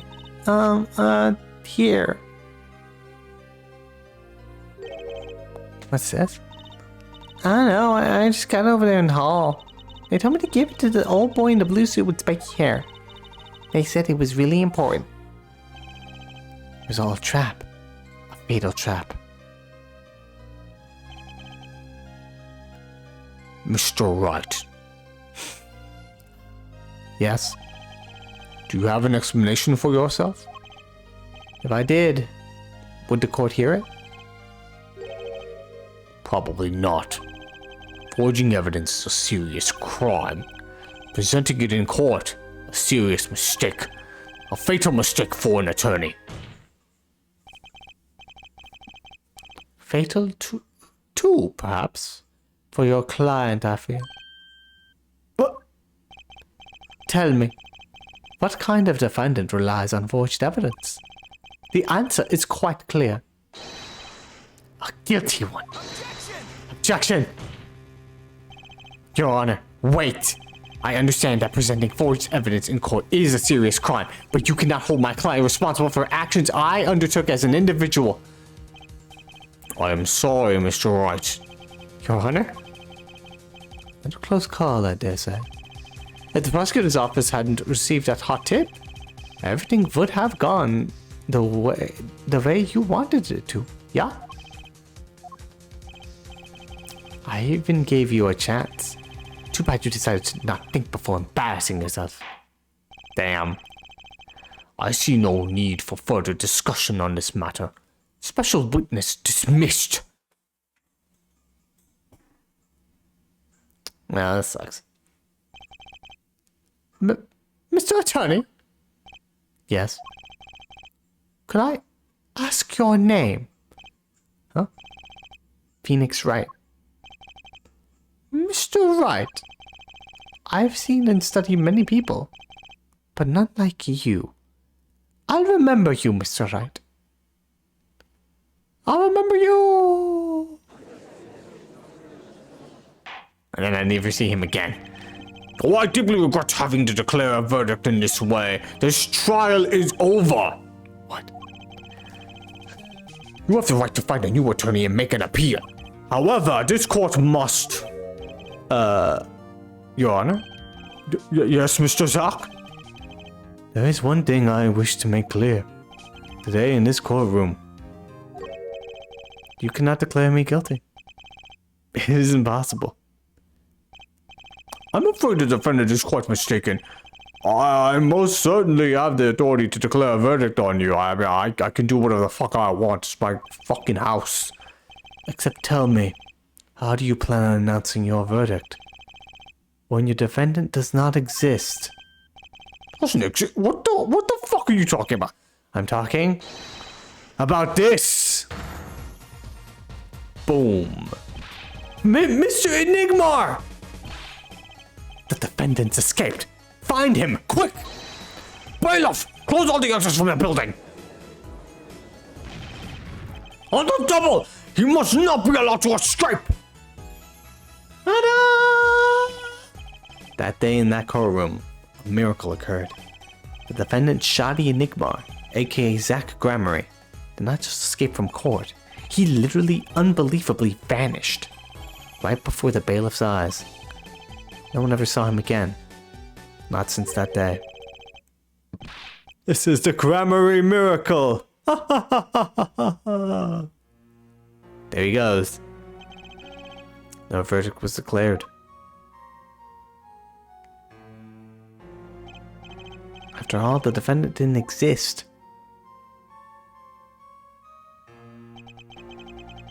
That's how it happened. The trial of magician Zach Grammary vanished, along with him for all eternity.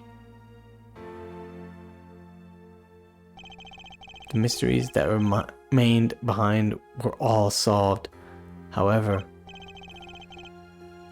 but not until 7 years later. Well, that was it. It's a crazy turn of events. I'm surprised Phoenix was like, well, I lost my job. Yo, kid, you want to be my daughter now? She's just like, I guess.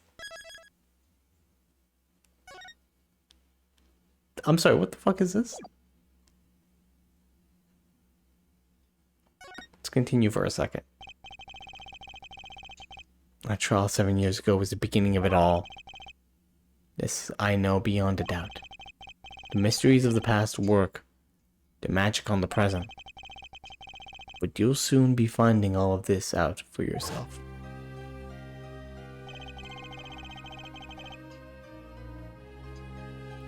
I just wanted to put music. I'm gonna take a little break. I need some soda.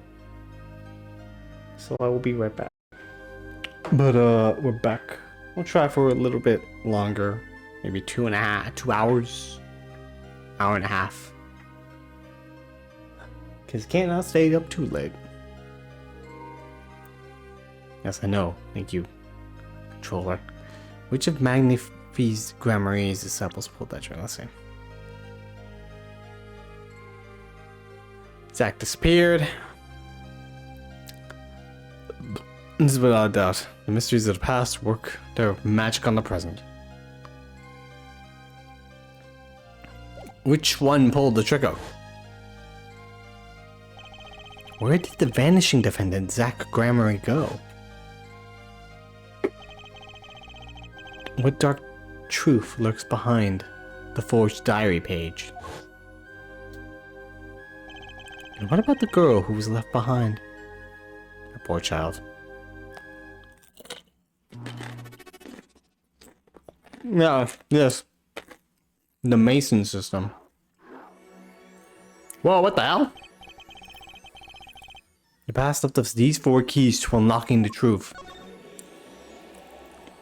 I did not click that. But that's not all. There are 4 keys in the present as well. When all the questions have found their answers, the final trial will begin. But first, you must chase the truth then and now. Think of it as a game. What is this fucking... This is a choose your own adventure game now? What's going on? Oh god! Phoenix, you're in the Matrix. What's happening? I'm scared! I, Phoenix Wright, will be your guide through this game. That terrible trial saw me present forged evidence. And the half finished when the defendant vanished. What became of me after that? As your investigation proceeds, the answer will become clear. Oh, and one more thing. There's something I must tell you. As Apollo Justice has his bracelet, so too do I have my own weapon sorts. Hey, it's that thing! Magatama. What does it do, you ask? That I would have you see for yourself. Well now, shall we begin? Press L1 and R1 to jump between the past and the present? Let's begin 7 years ago in the past. It is right after my last trial came to an abrupt end. Now that you know the game, let's play. What's happening right now? I'm scared. The detention center lobby...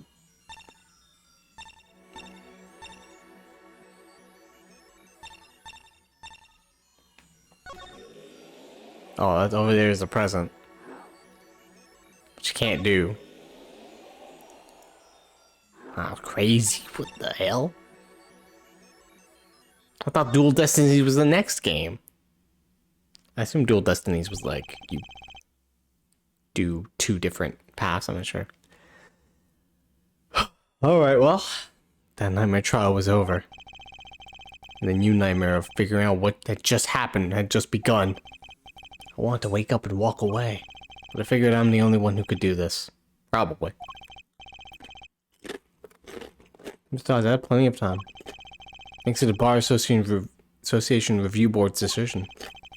It's hard to work when your attorney's badge has been taken away. 7 years ago, detention center visitor's room.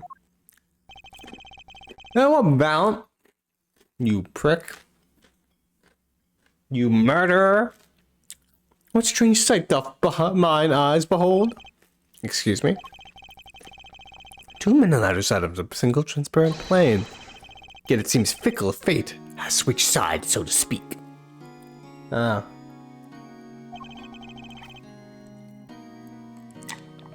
Order of fakes walks freely, while the innocent languishes within the plexiglass confines. There's been no proof that I forged anything. nor proof that I took the life of my dear mentor. Yet these chains cannot hold me for long. The stage awaits. And what, may I ask, awaits you? A little piano in a cold little hole in the wall. Yeah, I got my piano career all set up and ready to go. But since you are here, what shall we discuss? Shooting of magnified grammar for one. Who pulled that trigger? Valent or his partner Zach? His partner vanished before the answer could be found. If I'm gonna get any closer to truth, this place is a good place to start.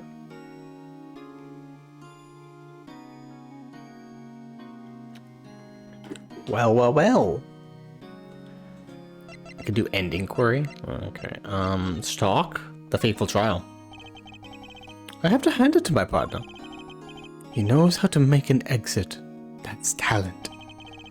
Yes, he made my attorney's badge disappear, and he never even touched it. Glory's spotlight always leaves someone weeping in the shadows. Yet his very disappearance is itself a revelation. Revealing what? Zach Gramarye killed Magnify.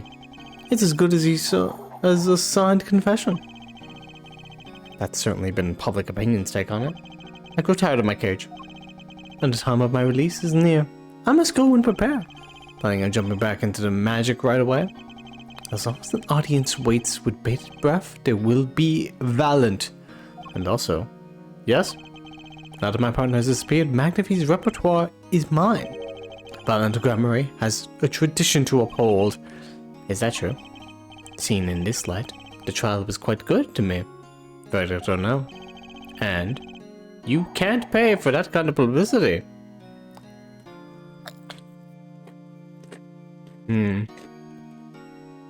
This guy's trying to be seen in a sinister light. Like I was like, oh, look at the happy banana man in the... Or on case 3 and 4. That guy seems cool. And now it's like, maybe he's not cool. Maybe he's a murderer. I don't know. Blackmail. Your suspicion on you hasn't lifted entirely, Valent. After all, you received one of those letters too. You were just as obligated to follow Magnify's instructions as your partner.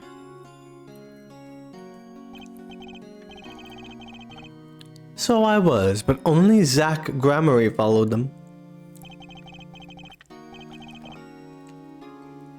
Let's not speak anymore of who shot what. Now that my partner has vanished, the question is moot. I'm more interested in learning something else, actually. What might that be? I want to know what Magnify had up his sleeve. How could he coerce you and your partner to kill him? The trick up his sleeve? Ha ha ha ha. Perhaps you do not know. Know what? A great magician never reveals his secrets. There they are! The locks! The psych locks! Oh man. I didn't think it would be that easy. But thankfully, Maya still left me this Magatama. The audience must remain forever in the audience, bathing in the reflected glow of the spotlight. My Magatama. One of my most prized possessions, which I got during a certain case. It can show me the locks of people's hearts. And if I can unlock their hearts, they'll tell me their secrets. The Magatama starts it all, and the Magatama ends it. But I need evidence, probably? I don't have much evidence.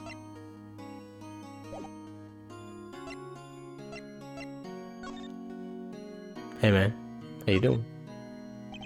That guard keeps stealing glances in this direction, and scratching his head. Maybe our resident magician showed him a trick or two. I'll smile for the camera. Smile. You're on candid camera. I just had to say it. Old habits die hard. Maybe I should do a few tricks for the viewers at home.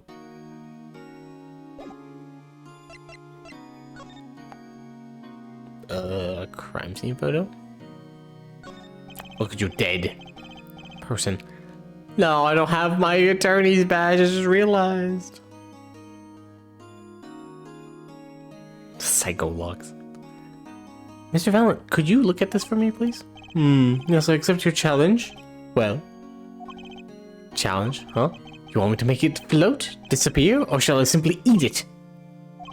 I didn't come here to play games, Mr. Valent, or watch you do tricks. Did I go to this, like? You could try. Don't want to lose my health. I think that's what happens, right?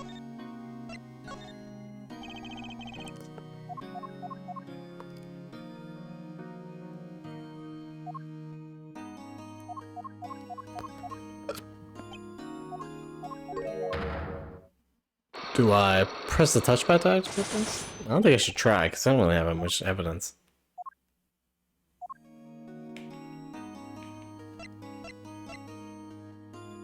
Oh, present Magatama, there we go. Let's give it a shot.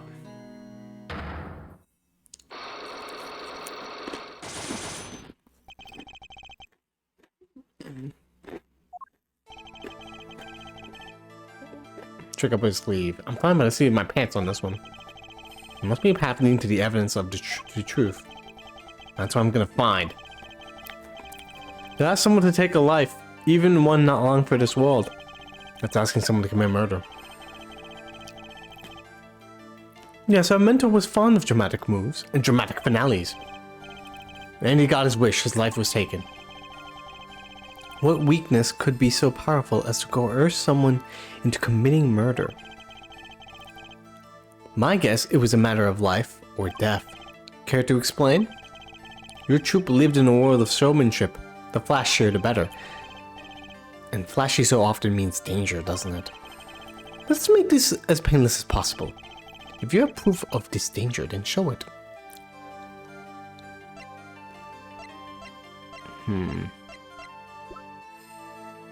I mean, there's a pistol. Why, that's one of ours. Specifically designed for your show, I gather. A single bullet, one shot. What are you suggesting? We are magicians, Mr. Wright, and not murderers. I'm not crying murder, Mr. Valent. I'm crying something far more tragic. An accident.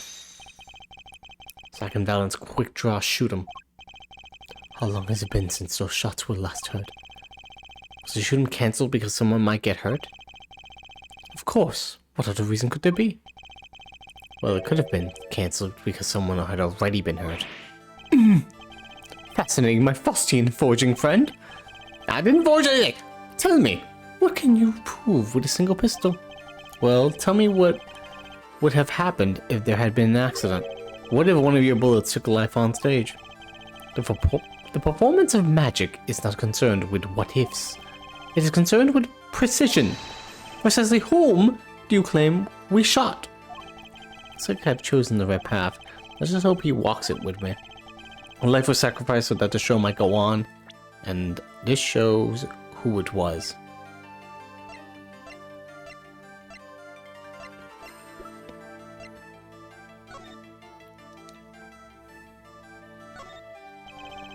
No clues in here. The diary? Take that. A word, if I may. Yes? Does it excite you to know that you stand at the moment of your quest? Yes, it does, sort of. Then you never make it on stage. You're not fit to be a magician. Give it up. Ouch. I hadn't actually been considering that as a career option. I'm sure you'll find something else to while away the time. Like figuring out who the bullet hit. A life was sacrificed so that the show... I don't think I have that evidence yet. We must come back.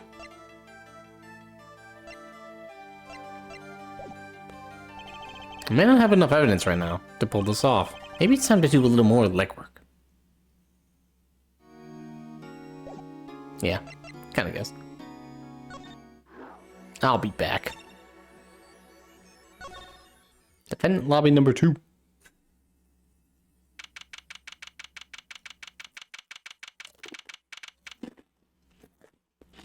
I think I could be back here for a while. You didn't want to remember that day. Or do we regret to declare a verdict in this way? trial is over. Ah, Your Honor. Yes, Mr. Zark? There's one thing I wish to make clear. Today in this courtroom, you cannot declare me guilty. What the hell are you talking about? I'm talking about this. Oh my god, he drank an invisibility potion! Dude, no! He may need that for the final boss. He drank an invisibility potion. What the hell? Bailiff, shoot him! I don't care! And then he left. He just walked out the door. When I came here on that fateful morning, I still had my badge, but now, like an amputated limb, I can still feel it itching. Where do I start? I don't even have the authority to investigate. Hey, you there, sir? Oh my god. God, where are you from again? Fuck. Shit, which case? I remember you though. Oh, it's Rise from the Ashes. That's it. Fuck. Yep, that's him. Oh, man. Hey, dude, it's been a while. How you doing?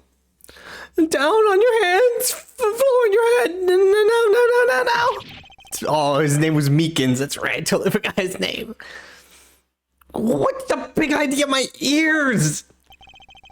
No authorized personnel are allowed in here. But that would mean all unauthorized personnel are allowed. Zoink, Scoob!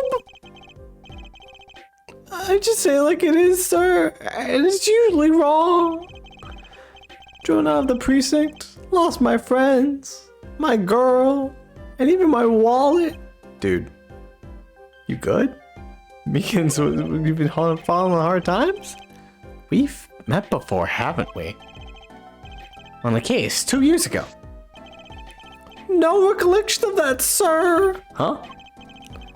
For me, working on a case is always in the present progressive tense, sir. There is no past. There is no only now, sir. Okay. Oh, jeez. You're the bailiff, right? Yes, sir. Court bailiff Mike Meekins at your service, sir. I've asked to meet with the bailiff at the court who let the magician escape. Let me try to make this as absolutely clear as possible for you, sir. It was me, sir. But you were a regular police officer once, right? Yeah, man, how did that go? Sometimes bad things happen to good people, sir. Well, you were knocked unconscious. It's been a while since I did that case. Actually, 2 years ago. Literally 2 years ago. Something tells me it's a long story. Let's not go there. So, you were in charge of security at the time of the vanishing? Oh, good. I thought he stabbed himself for a second. I'm dying over here. Oh, it's a hard knock life, sir. Thrown out of the precinct, lost my friends, my girl, and even my wallet. I guess I wasn't the only victim.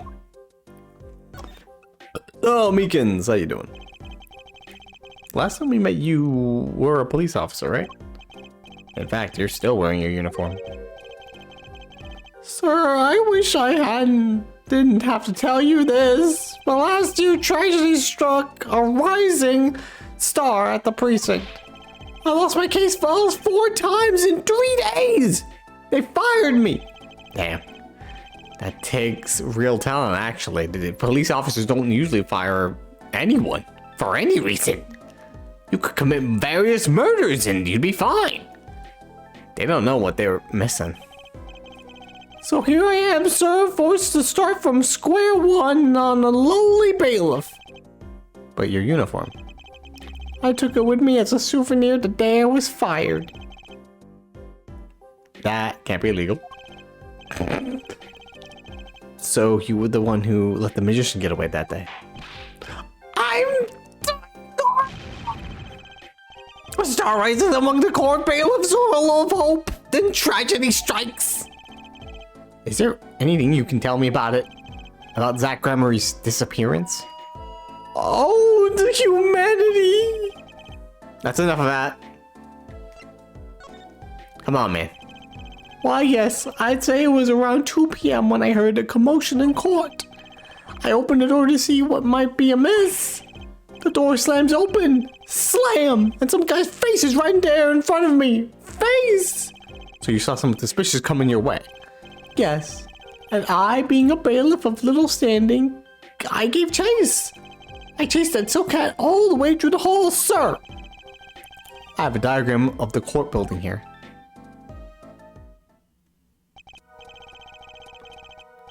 Aha! There's courtroom number 7. That's where I was, sir. All by myself, nary a friend to call my own. Okay. And which way did Zach Gramarye run after bursting through the courtroom door? He went up like this and around the corner like that. So I, with no delay, ran after him with no delay.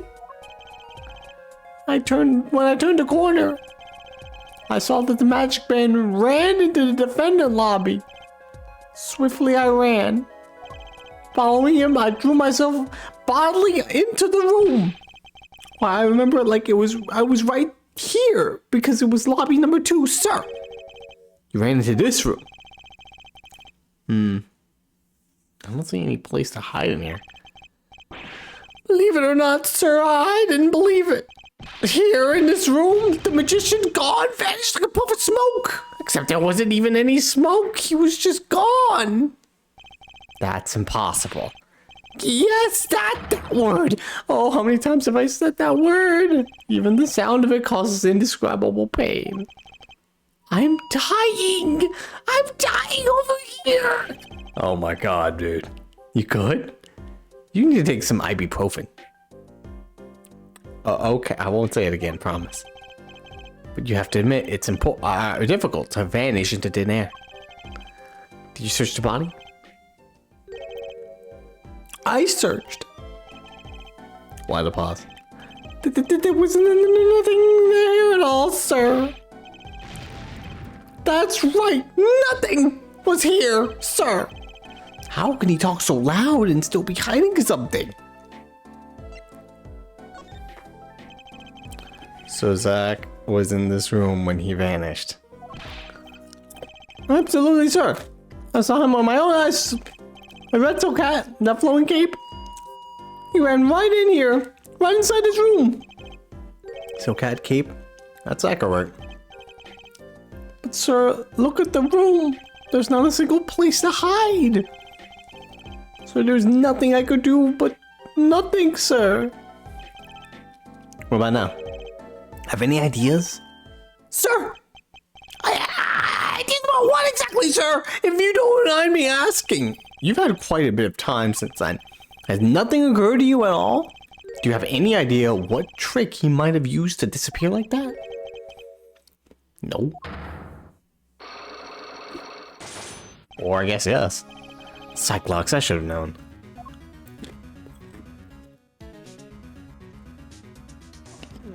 I don't have any evidence for the trick.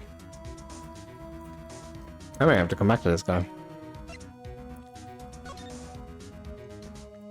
Yeah, plant. Well, I think this was the lobby I used for my very first case. This plant to see me grown from a rookie to an ace to a has-been.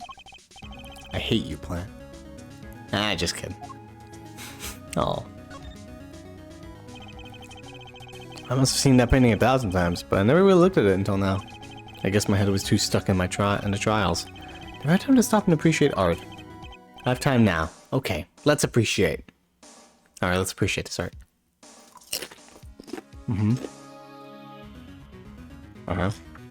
Right. Yes. This is 2 trees connected by a bridge. Actually, it's pretty lame. Yeah, it's not that interesting at all. But look at this couch, though. Look at this couch. I actually took a nap on that couch once when I was still practicing law, and then you got your memory wiped. Boy, that was a mistake. I never even sit on lobby sofas now. Never let my clients sit on them either. It's bad luck. Those poor clients. I guess this door was officially a prop in Zach Gramarye's last show. He passed through that lobby door and vanished, but to where? choreographed that entire fateful trial according to his grand scenario. I hate magicians. Hate magicians. Says the man who will adopt a magician small child. Well. Let's go back to writing the code offices.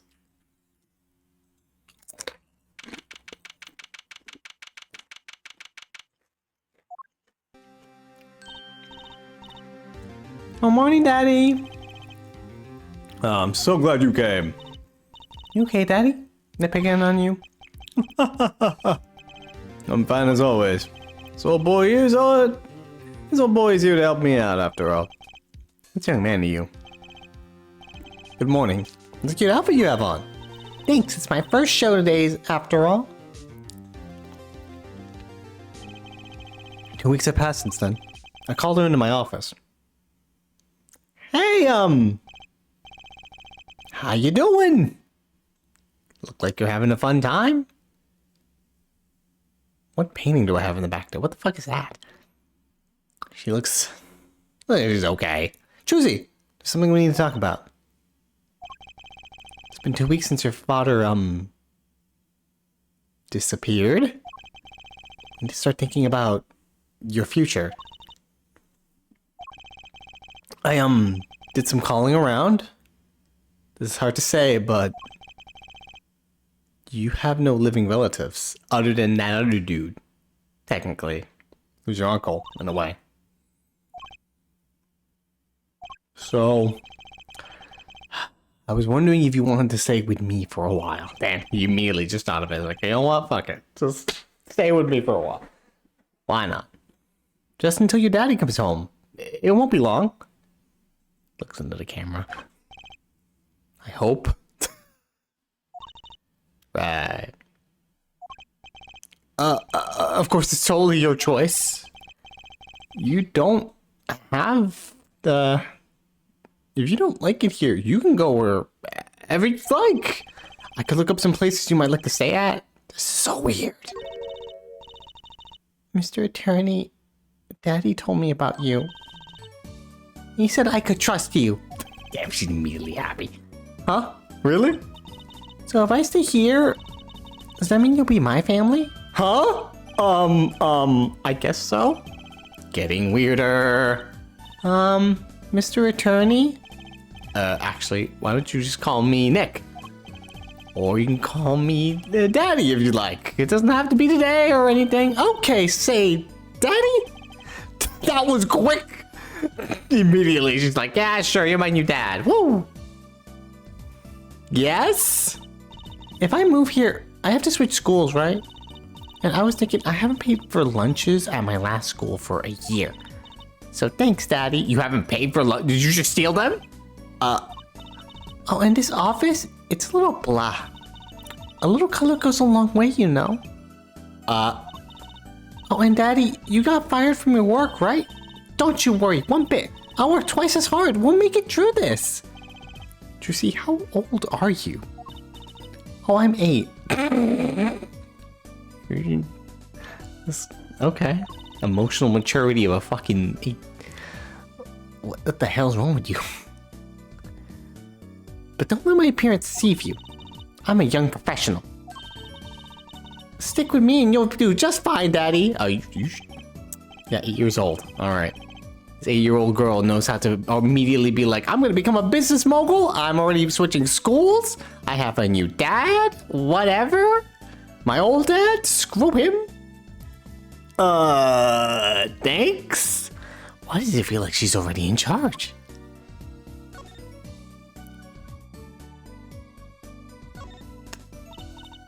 Well, alright then. So, Daddy, you got fired from being a lawyer, right? You could at least kind of look aside or something when you say that, sure. It's actually kind of hard for me, for a daddy. Oh, I'm sorry, Daddy. Wait, is that foolish pride? My other daddy always used to talk about that. Actually, that's pretty accurate. So here's my idea. We'll make a new office. Law just seems so stiff, doesn't it? And no one will be my friend at school that way. Well, that won't do, I guess. I just don't know much about anything other than law. Or even much about law if we were to ask some people. And Wolf is like, oh, dude, he does not know anything about law at all. What the hell's wrong with him? Maybe the problem is calling it an office. We should run an agency instead. You mean like a talent agency? Forgive me for asking, but doesn't that require a talent? You've got me, don't you? I'm a professional. A professional? Yep. After all, I'm directly descended from the famous Zach Gramarye. Directly descended? He's your father. Oh, and now I'm directly descended from the famous Phoenix Wright too. I think an 8-year-old just massaged my ego. Aw. There's one choice here, just daddy. Could you tell me a bit about more about your daddy or Zach Gramarye? Daddy? Sure thing, daddy. Which daddy was that again? Oh, I'm already confused. Daddy's so amazing. The biggest star of Troop Gramarye. And they're big. The Gramaryes. They were on television a lot. I haven't seen them on much recently, come to think of it. Big magic happens when you put Zach and Val and Gramarye together, you know. Once they made a giant waterfall right there on the stage. Yeah, I'm like, oh, you have to make me say daddy all the time in this game in like a short amount of time. And this giant trout swam up the giant waterfall. Let me guess, there was a giant fisherman waiting for him at the top. I wish I could have seen more of Daddy's magic. I shouldn't have brought that up so soon. Wonder what'll happen to me with Daddy and Mommy both gone. Mommy? Yeah, what about Mommy? I haven't heard anything about Trussy's mother. But I have my magic and a great daddy, even if he's unemployed. Ouch. You know, I think things are going to be okay. I wonder if she'll talk about her mother. Let's talk about the professional first. So, Trucy, you're a professional? Yes. It's like that thing they say. Baby frogs grow up to be frogs. They say that? I always thought it was funny, though. What was? Aren't baby frogs called tadpoles? Maybe they thought it would be easier to understand that way for kids. How stupid. Right. So in conclusion, you're a professional magician. Professional tadpole, Juicy. That's right. Well, want to see a trick? You're going to do a magic trick? Sure, show me. Actually, I would like to see your trick. Why not? The future of the agency depends on this after all. That's the spirit. You're gonna bring out Mr. Hat? Ready? Here goes. Ta-da! Yes, Mr. Hat! Hey folks, it's Mr. Hat. I gotta say, it's good to be seen. Oh God, what the hell? Whoa, that was startling. The amazing Mr. Hat. Isn't he great? A friendly neighborhood Mr. Hat at your service. He certainly makes an impression. Yeah, man, look at that. Fantastic. Doesn't he? Haha. I'm so glad you like him, Daddy. Though my routines do get a bit heady at times. Huh, got it? I like how her sprite actually moves one of her arms to move him. That's a good touch. A friendly neighborhood Mr. Hat nearly gave me a heart attack. Trucy's favorite magic trick. Certainly realistic. The amazing Mr. Hat. I like how this is evidence. This will be important later on. Alright, let's talk about your mom. Let's make it depressing again. Could you tell me about your mommy, if it's okay? Mommy was so pretty. She was like an angel up on stage. On stage? You mean with your daddy? Yep. She was always there with Zach and Valen, smiling. But then she went away. Went away? It was a grand illusion, but she made a mistake. She vanished, and I guess she didn't know how to get back. Maybe so. I cried then a lot. That's when Daddy gave me this. Here. Ooh, locket. That's her, huh? This is your mother? She's beautiful. Interesting. Her name's Thalassa. Thalassa Grammary. Poor girl. I didn't know her mommy had gone missing. And now her daddy's vanished too, right before her eyes. Hey, Daddy, you won't... Don't worry. I won't vanish, I promise. Right. You can't even do magic. You're like a backup plan. Plan? Daddy always said to have a backup plan. I guess all I rate as is a backup plan. Tracy's locket. Also, this is the locket that was on that one dude that Phoenix was accused of murdering. I think that's probably enough for today. So to ask you so much all at once like that. It's okay. After all, we're a family. I just hope you're ready. The Right Talent Agency opens tomorrow. What? But are we representing anyone? Me and you, that makes two, Daddy. I think you need more than that to make an agency. Besides, you may be a magician, but I'm no talent. Also, you're like 8 years old. Oh, I'm sure there's something you're good at. Oh, when you put it that way. You mean you don't have any tricks? No old standbys? This will not do. A boy should always have a trick or two in his pocket. Okay, I'll think of something. That's the spirit. See you bright and early tomorrow, Daddy. Bright and early? Like what, 6 a.m. or something? Welcome to the team, Daddy-o. The team. Right. Sometimes when magicians vanish, they leave something behind. I thought Trucy became Trucy Wright, my daughter. To be honest, I was pretty lost those first few days. I would be too. Just random girls comes in, you're my dad now. It's like, what? Just immediately transforms your workplace into a talent agency. Because you're unemployed. Thinking back on it, it was a pretty dark time in my life. But Trucy, happy, smiling Trucy, she was my light. Oh. Also, where's Maya? Don't answer that.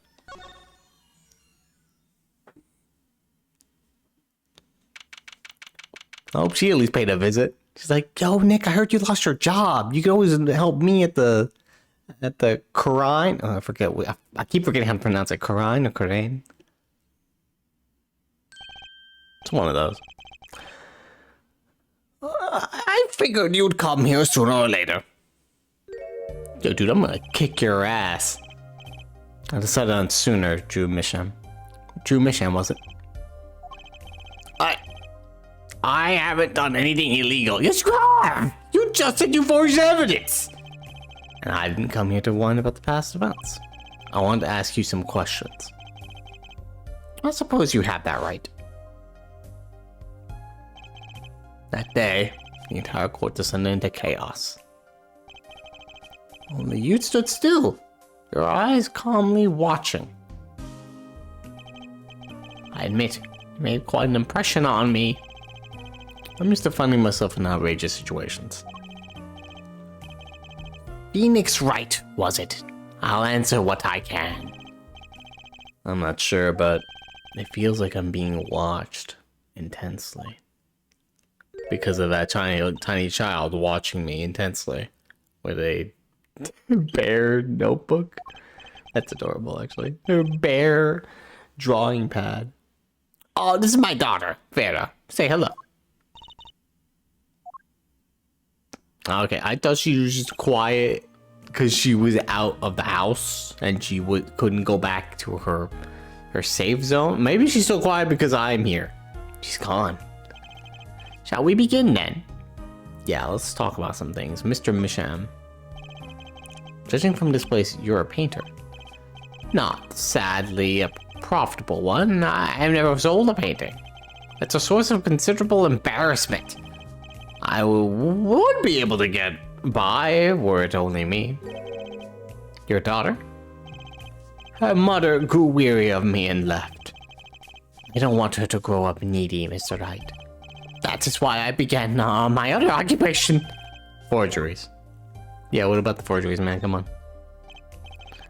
Also, clean the paint from your hair, dude. Don't look at me with those eyes. I know what it is that I do. More than half the paintings they bring me are stolen. And who knows what my copies are used for, but some of your works aren't paintings, correct? You may not believe me when I tell you this, but that was my first work outside of painting. What? Think it would be used as evidence in a murder trial? I never even imagined the possibility. Then why did you take the job? It was well paid. Very well paid money. You know, money. I love money. I think he feels worse about it than I do. The past is hard to escape. Honestly, the sooner I can put this behind me, the better. With apologies to you, of course. Sorry, but it's not going to be quite easy. He's trying to forget what he made. Looks like I'll have to remind him. Yo, my dude. No, I'm sorry. I have to go to prison. Yo, my dude. Your work. Don't try to pretend you've forgotten. Sure, all you did was make a copy, but that copy might have destroyed the life of an innocent man. And also got me fired. I'm responsible too, which is why I have to know. And you have to tell me. I knew it would be difficult to escape this. Let's talk.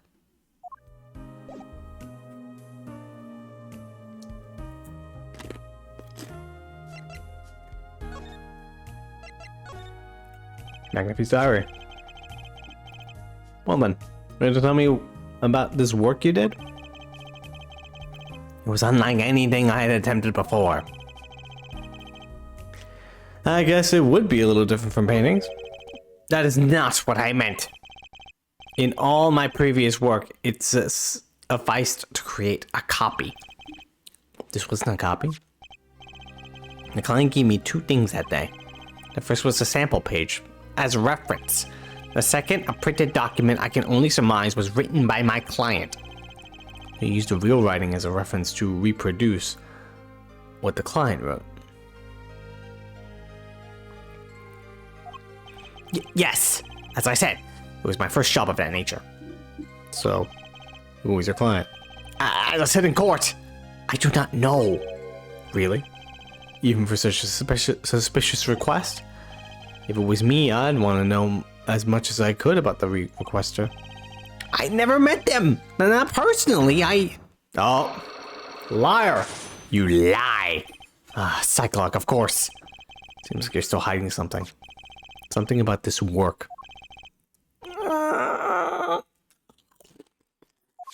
No, he's constipated. Don't worry, buddy, I'll help you.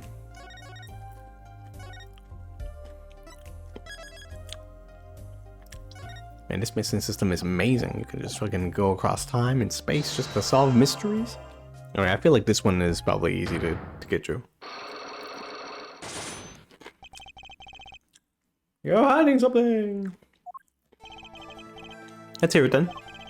What are you hiding from me, Mr. Mission? I'm sorry, but I really don't know. I never met the client. In fact, I never met you. You can leave now. True, when I asked the client's name, there were no side clocks in sight. Regardless, you're hiding something. You have to be, otherwise it wouldn't make any sense. Oh, why are you doing this to me? Because you got me fired! Well, I've made my stand. No backing down now. So what's Miss Sham hiding? The forger. I could pretty much piece together what it is from what you said. Well, what is it then? You told me what you knew about the client. I couldn't see any side clocks. Cyclops, is that some sort of asylum security? Are you fucking insane? Foreign new hairstyle. But then, they did show up, didn't they? Who was your client? I don't know. If it was me, I'd want to know as much as about the requester. Not personally. Not personally. Those words triggered the psych lock. Again with these psycho locks. The hell are you talking about? Now I really must know what they are. So why didn't you meet with the client?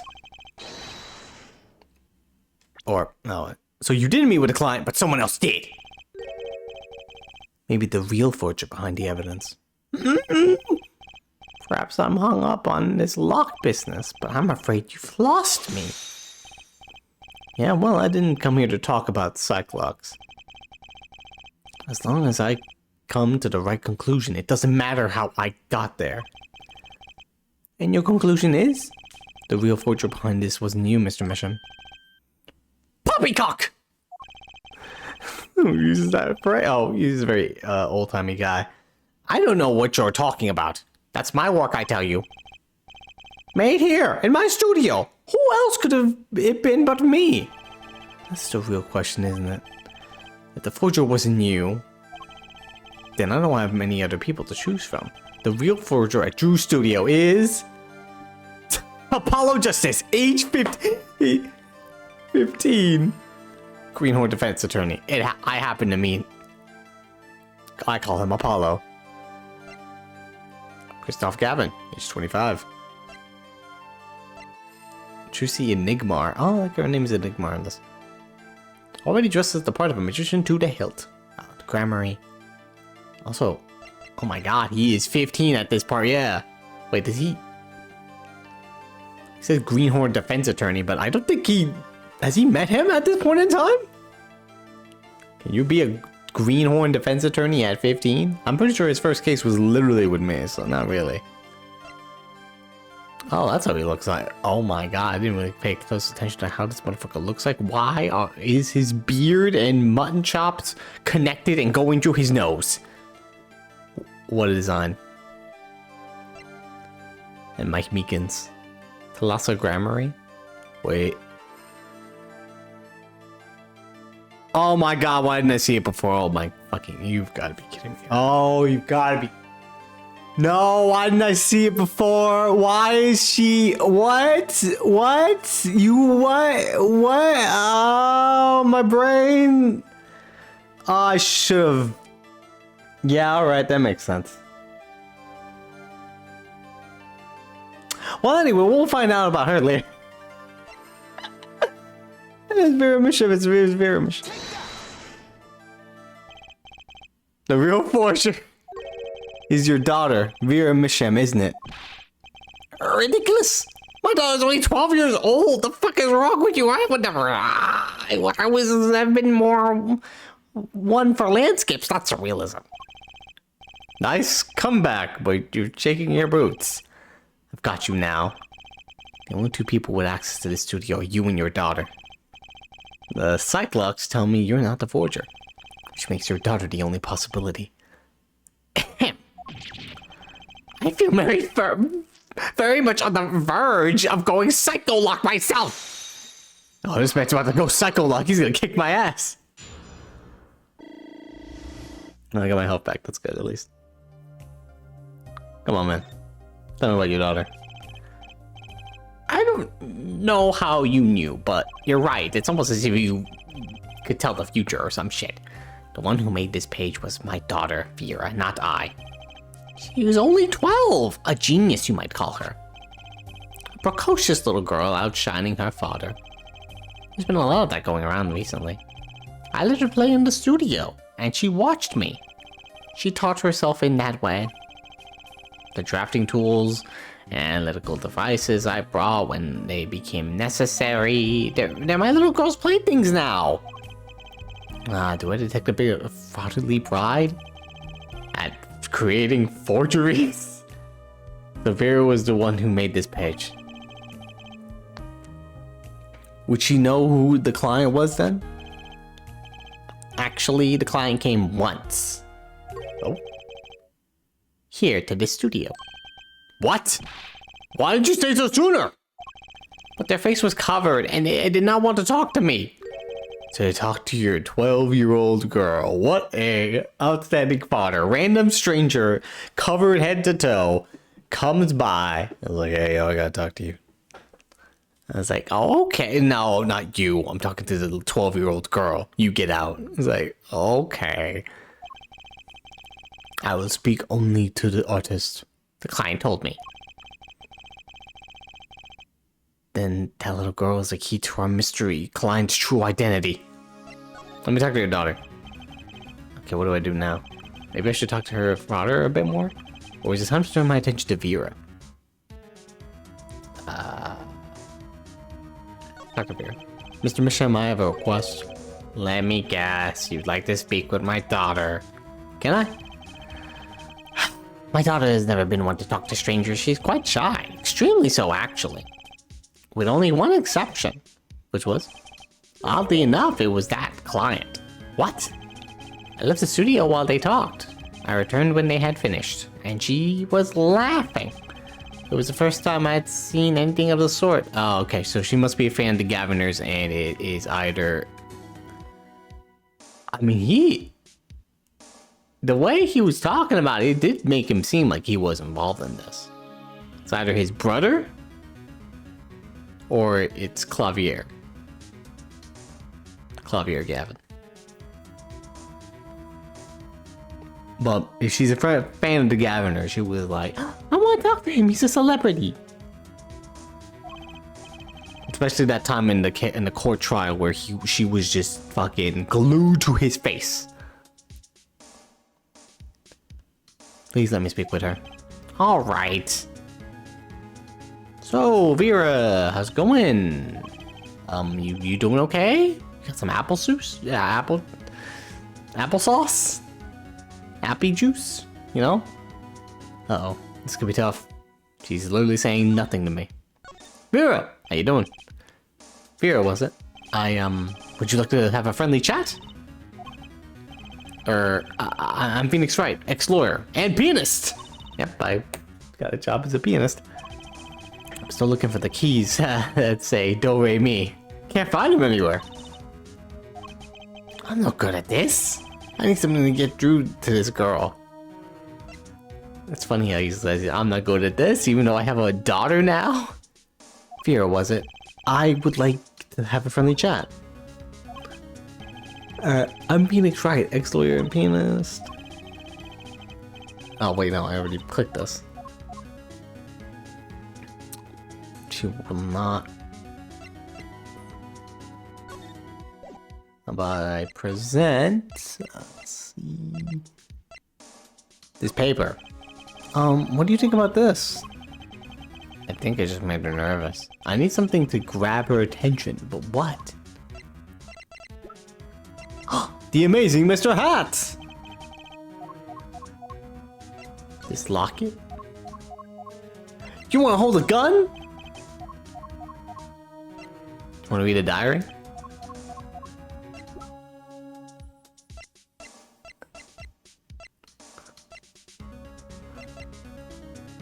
What's it, crab seed bottle?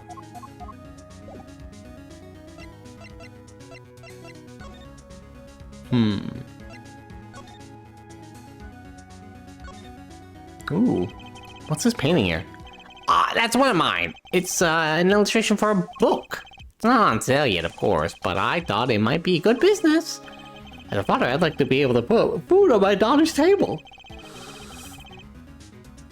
Not a feeling I know anything about, at least not yet.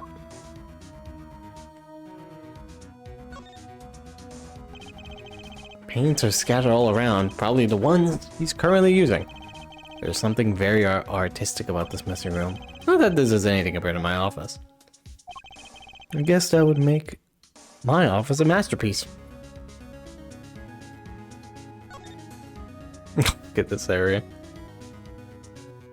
There's a stamp here. Maybe I'll just idle on here for a closer look. Let me see. That's an awfully small frame. What's inside it? A stamp? Oh, please don't touch that. I'll get in trouble. Huh? That stamp belongs to Vera, you see. She always puts it somewhere she can see it.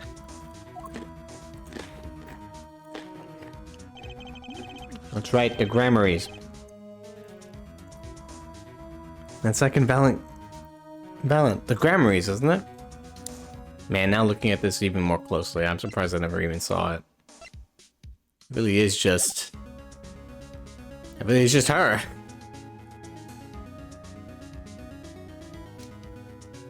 Applesauce, she's 12, Buppy, not 5.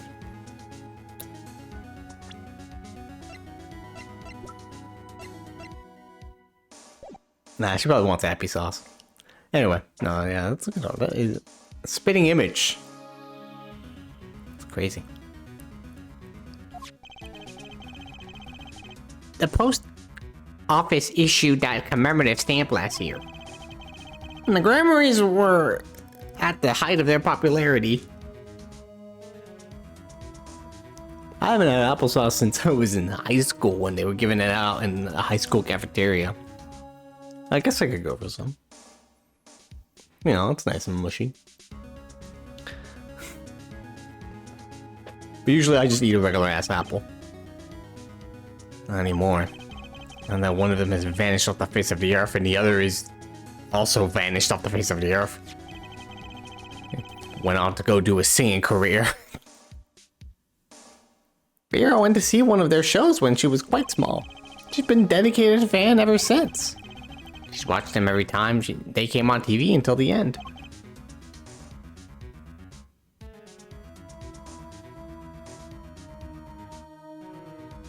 Yeah, regular apples. It depends on the apple type. Some apple types are kind of ass, but some of them, mostly I like the small, round apple types.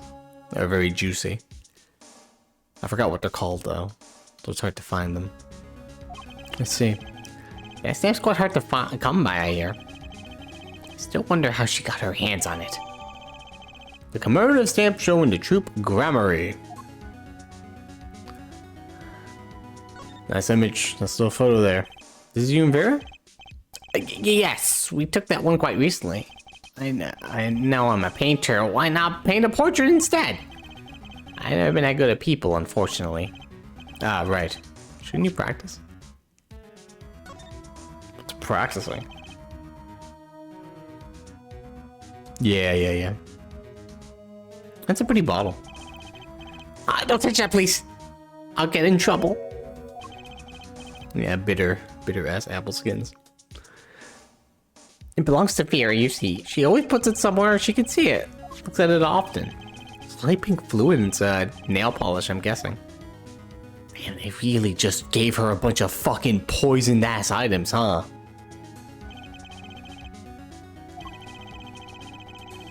There's a commemorative stamp of the Grammarys inside. This envelope. What's this red envelope? Don't touch that either. It's quite important. The painter's face just changed hues. Guess I better behave. Well, it's tempting to just grab it.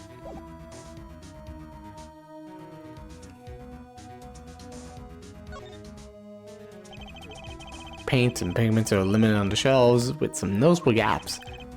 It's embarrassing, but I can't afford all the paints I want. And since I'm buying the ones I use with my own money, I can see how you'd want to do that, sure. Perhaps you've heard that you can make any color as long as you have the 3 primary colors? Well, it's a lie. Poor guy. Apparently so. What the heck is the Gruquis? There's some finished paintings stacked here. They don't look all that bad, really. I'll sell you one for 50 cents. God, my dude. That's okay. They look kind of heavy. Just take one. Just take it. Maybe he needs to work on his sales technique more.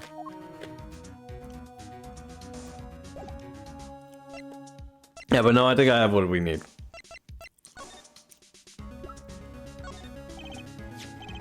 And then there's this. My stamp. And she spoke. She can talk. Yeah, so does stamp. How can I keep her talking? Great magicians, aren't they? Isn't the Troop Grammary amazing? Yes? Oh. I especially like those two, Zach and Valent. Those bastards. I mean, they're just so magical. One disappears and the other is a fucking criminal and murderer. Allegedly. Aren't they? Aren't they? Yeah, whenever I go to one of their shows, I'm like, whoa, magic, you know? Me too. Me too. I love them. They're so cool. It's like magic. Yeah. All right, she's talking. Not saying much, but it's a start. I went and saw them with father the other day. The opening ceremony at the Grammary Museum of Magic. The Grammary Museum? They have one of those? I guess it makes sense now that they have their own commemorative stamp. So, have you been to one of their shows? Just once, when I was little with father. The Grammary's on stage. It was like a dream. Disappearing, reappearing, cutting apart, putting back together, they do it all. Yeah. Maybe you can keep telling me stuff you like, telling me stuff like this. You know, about Zach and Valent, maybe. Oh, sure. All right, better get asking before she changes her mind. Like, I don't know. This notebook page that you did. What do you think about this? I made you too nervous. Damn it. Look at this locket. Nope. I want the amazing Mr. Hat.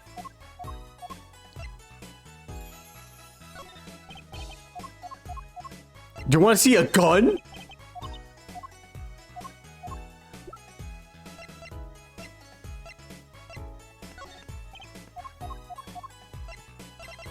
Oh wait, no, I think I have to just talk to her.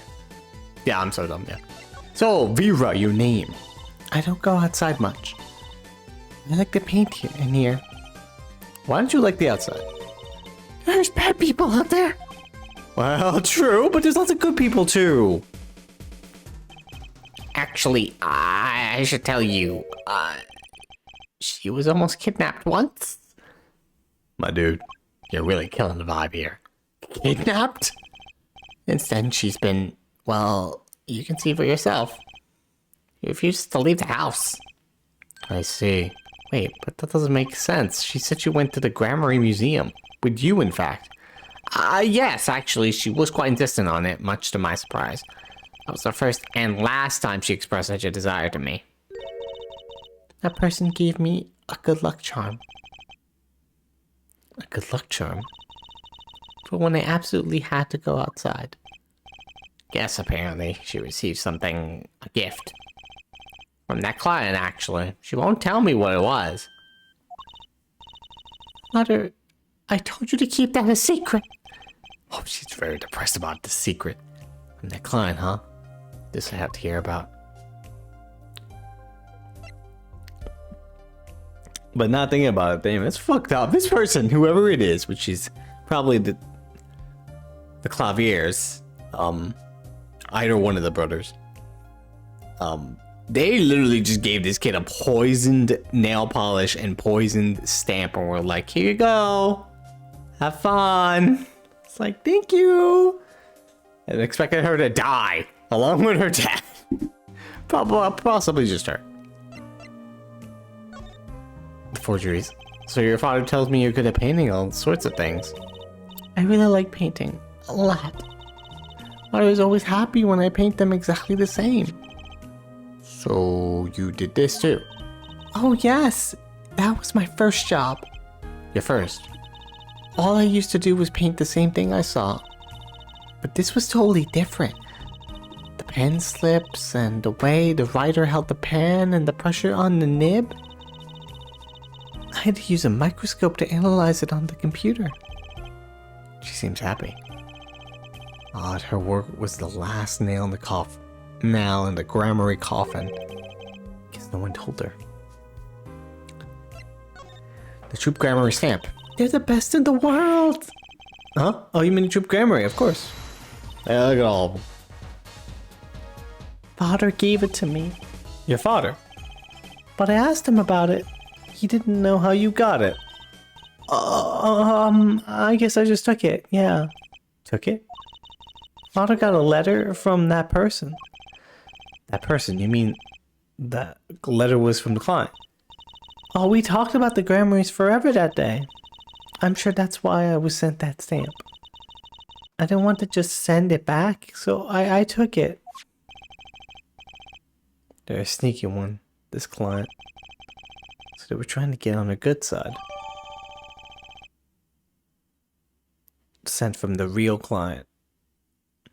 Okay, now I'm remembering, yes. So they gave it to her father first, so they were expecting her dad to die.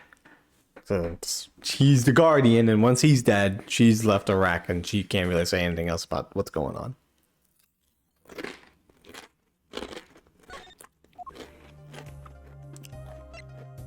I was supposed to use a stamp, but that was a bit of a mistake on their part. They used a stamp that was super colorful and something that that Vera would like, so she obviously took it and kept it. Client.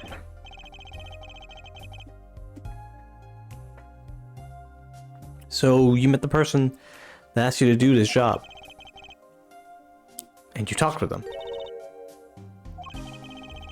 What's this about a good luck charm you received? I can't talk about it. Huh? If I do, it won't work anymore. That's what I was told. Yeah, but I really, really have to know. Damn it. Right. Time to do some psych unlocking.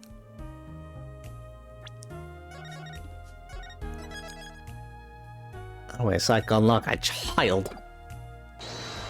What does she want? I could show her the amazing Mr. Hat, and she'd be like, "Oh wow, that's cool." When psych unlock breaks. I remember there was I forgot who it was. Someone had like 5 psych locks, and we started, and immediately they all just broke. It's like boom. It's like, all right, well, that was easy. You seem to trust this client quite a lot, in fact. Because they gave you the stamp. No, that's not why. They listened to me. It's my problem. The problem that keeps her inside all the time. Don't go outside if you don't want to. That's what they told me. But when I absolutely have to go out, all I had to do was use a good luck charm. Good luck charm that your client gave you. I think I know what your client might have given you, actually. Is this your good luck charm? Stamp. Yeah, I was about to say it was old bag. Definitely reminded me. It was probably old bag. I think it was actually during the on guard case. Yeah, probably that one. If this doesn't bring good luck, I don't know what would. I see. Good luck charms, they're different for different people, I guess. Oh, what do you mean? If you say it's lucky, then it must work for you. That's the beautiful thing about good luck charms. Oh! Wait, this isn't good luck? See the instant smile, everyone has a different way of breaking news. That's a beautiful thing about being totally wrong.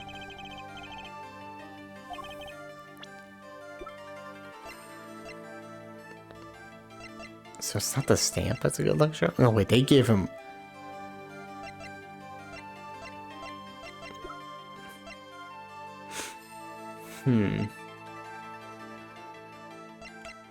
This pistol, that's what it is.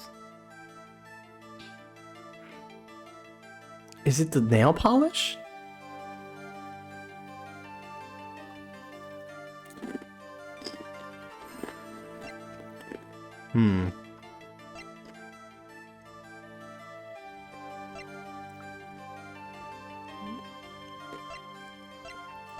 No, it is. It's not here. This was sent from the real client. It's not their good luck charm because... Well, yeah. I may not have enough evidence right now to pull this off. A little more legwork.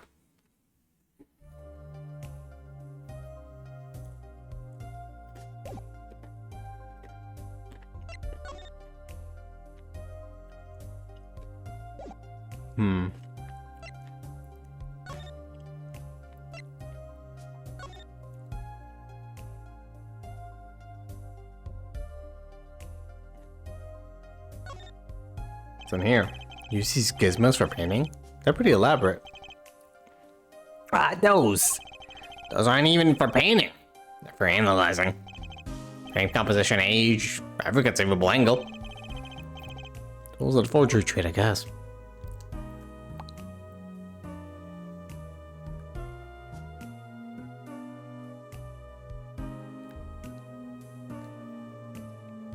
Huh.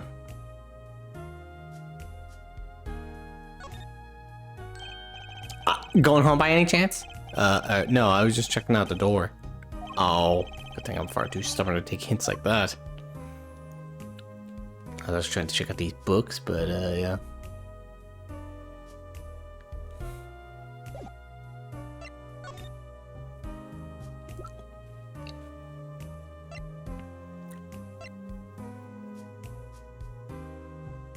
How do I get a thing? I don't know. How long have I been going for? Yeah.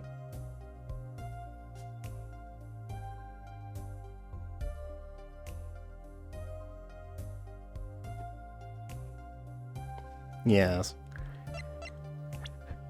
Let's first save here. Am I sure that that didn't work? Stamp? No, stamp wasn't the thing because it was... I wonder. Let's end the inquiry. Can we go into the future? No, not yet. Pass is the only thing we got. What about... Now we know that Mr. Hat's thing. Maybe that was used in the whole mystery of that. I feel like that would be.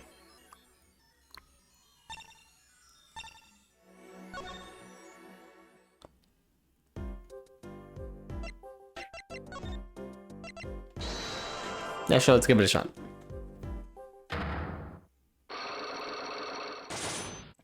It was just two anyway. The disappearing trick.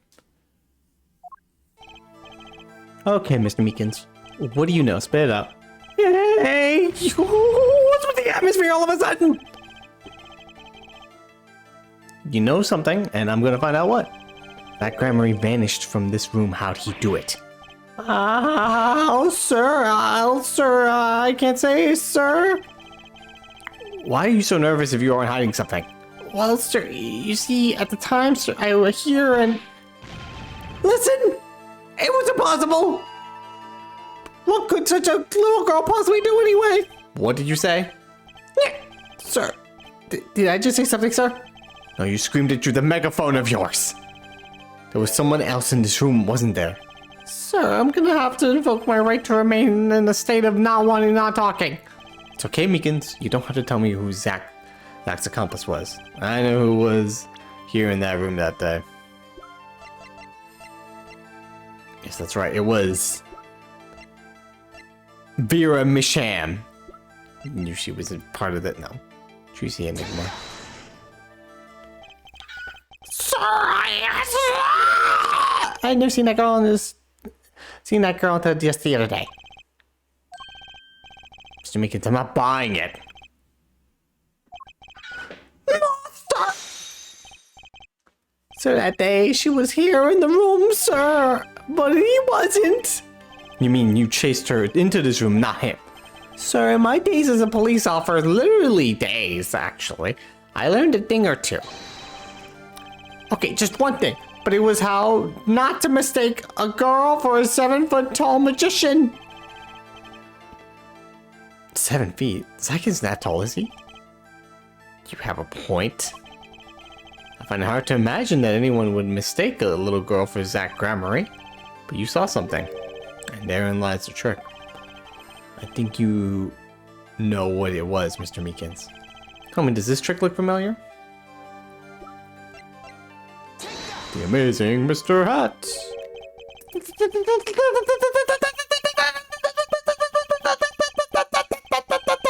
What's that? I don't know, man. You tell me.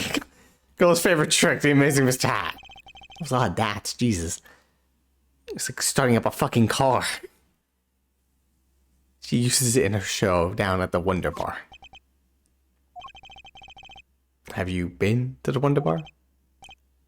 It's Sprite animation just looking up like, without a care in the world.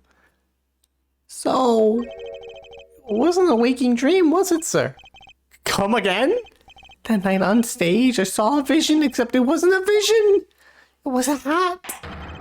An amazing Mr. Hat really exists. Okay. Unlock successful. So how the vanishing trick work? I remember it clearly. The details are a little vague. Zach Grammar exited the courtroom. I gave chase and cornered him in the corner room, sir. Zach Grammar, don't even think you can just give him weekends! Down on your hands, floor your head! Oh, well. Something the matter, mister? No, that is, sir. I'm currently Jessica suspect, sir. Sir, Meekins scored like fucking 8. Zach Grammary, do you know him? Oh, I love Zach Grammary. His magic's the best. I'm his biggest fan. I see. That's why you're wearing the costume you're wearing. Anyway, there was some kids Zach came into this room. No one's been here except me. But it has to be in here somewhere, under the sofa, behind the trash here, behind the painting, behind the rug. So Trucy was his accomplice.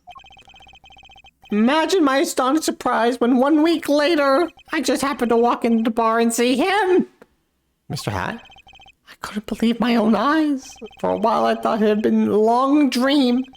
A dream that lasted a week? But it wasn't until the magician who disappeared. It was Mr. Hat. The trick vanishes. It seems complex. What really happened that day is quite simple. You were standing by the door, out came Zach. But that wasn't all. Another person got in on the act, and she was standing in front of lobby number 2. Along with Mr. Hat. And that's the beauty of it, isn't it? Isn't it? So, while you were standing in shock and amazement, the magician rounds the corner and most likely runs into the closet door in lobby number 1. So this is where you come from. Come in, you turn the corner in rather lukewarm pursuit. At the very moment, Trucy runs into lobby number 2. And all she has to do is tuck away in the amazing Mr. Hat. She's so small. Sir, I only lost sight of him in the briefest of moments. Then I saw that cape! Zach Grammary's red cape fluttering like a cape. Astounding, sir! All my days of posing queries, and making inquiries and chasing quarries wasted. It was as if I could see them melting away. Like an ice cream cone left by the side of the road to die. Or scattered remains of a messily eaten chocolate parfait. Such sweet sorrows. You good, dude? I'm sorry. I had no idea how much you'd suffered on account of this case. It's an honor, sir. I've apologized to people many, many times, sometimes more than once, but this is the first time anyone's ever apologized to me. Actually, about that girl. I'm sort of her guardian now. Is that so? Sir, you should know that I harbor no ill feelings whatsoever in my harbor. I'm okay. I let the defendant escape. That's the stone cold truth. That's another step on my way from singing the blues and wearing the blues. Someday, sir, I'll be standing side by side with the great detective Guam Show. Mr. Meekins, this is a free ticket to the show at the Wonder Bar. If you want it. It's an honor, sir. Sir, I can count the number of things I've had taken from me, sir, but no one's ever given me anything for free. Right. See you in court next time then, sir. I'm actually do not have my license anymore, but I look forward to it. All eyes were on Zach Grammary that day in court until a mysterious disappearance. Not part of me, the mystery's been revealed, but the mission remained out of sight. It will be 7 years before I meet him again.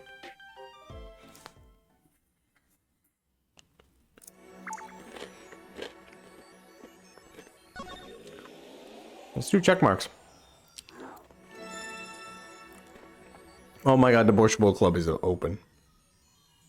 For a reason. Has to be a reason that's open. Well, as much as I would like to keep going, I am getting eepy. Despite having a decent amount of views today. Thank you everyone for coming by, though. If you'd like to follow me on the Twitch, that'd be very appreciative. I will be continuing this on Wednesday. And if we don't finish it on Wednesday, I'll continue it again on Thursday. Because literally my copy of 7 Rebirth comes out on Friday. So yes, it was fun times. Yeah, anyone who is new here, follow on Twitch. I did set up a new little alert thing. I think it works, hopefully. For raids and follows. Also, thank you, Snow Monkey, for coming by. I didn't even see you. But yes, Verde, second. Anyone else who stopped by. Yeah, it's been fun. I would raid somebody, but I don't have anyone that right now is can raid. Yeah, so yeah, come around the same time again on Wednesday. We'll do this again, continue. We'll probably go into the present day. We'll be switching between present and past a couple times. That'll be kind of cool. And yeah, have a good night, everyone. Hope you all had a decent Monday. And see ya.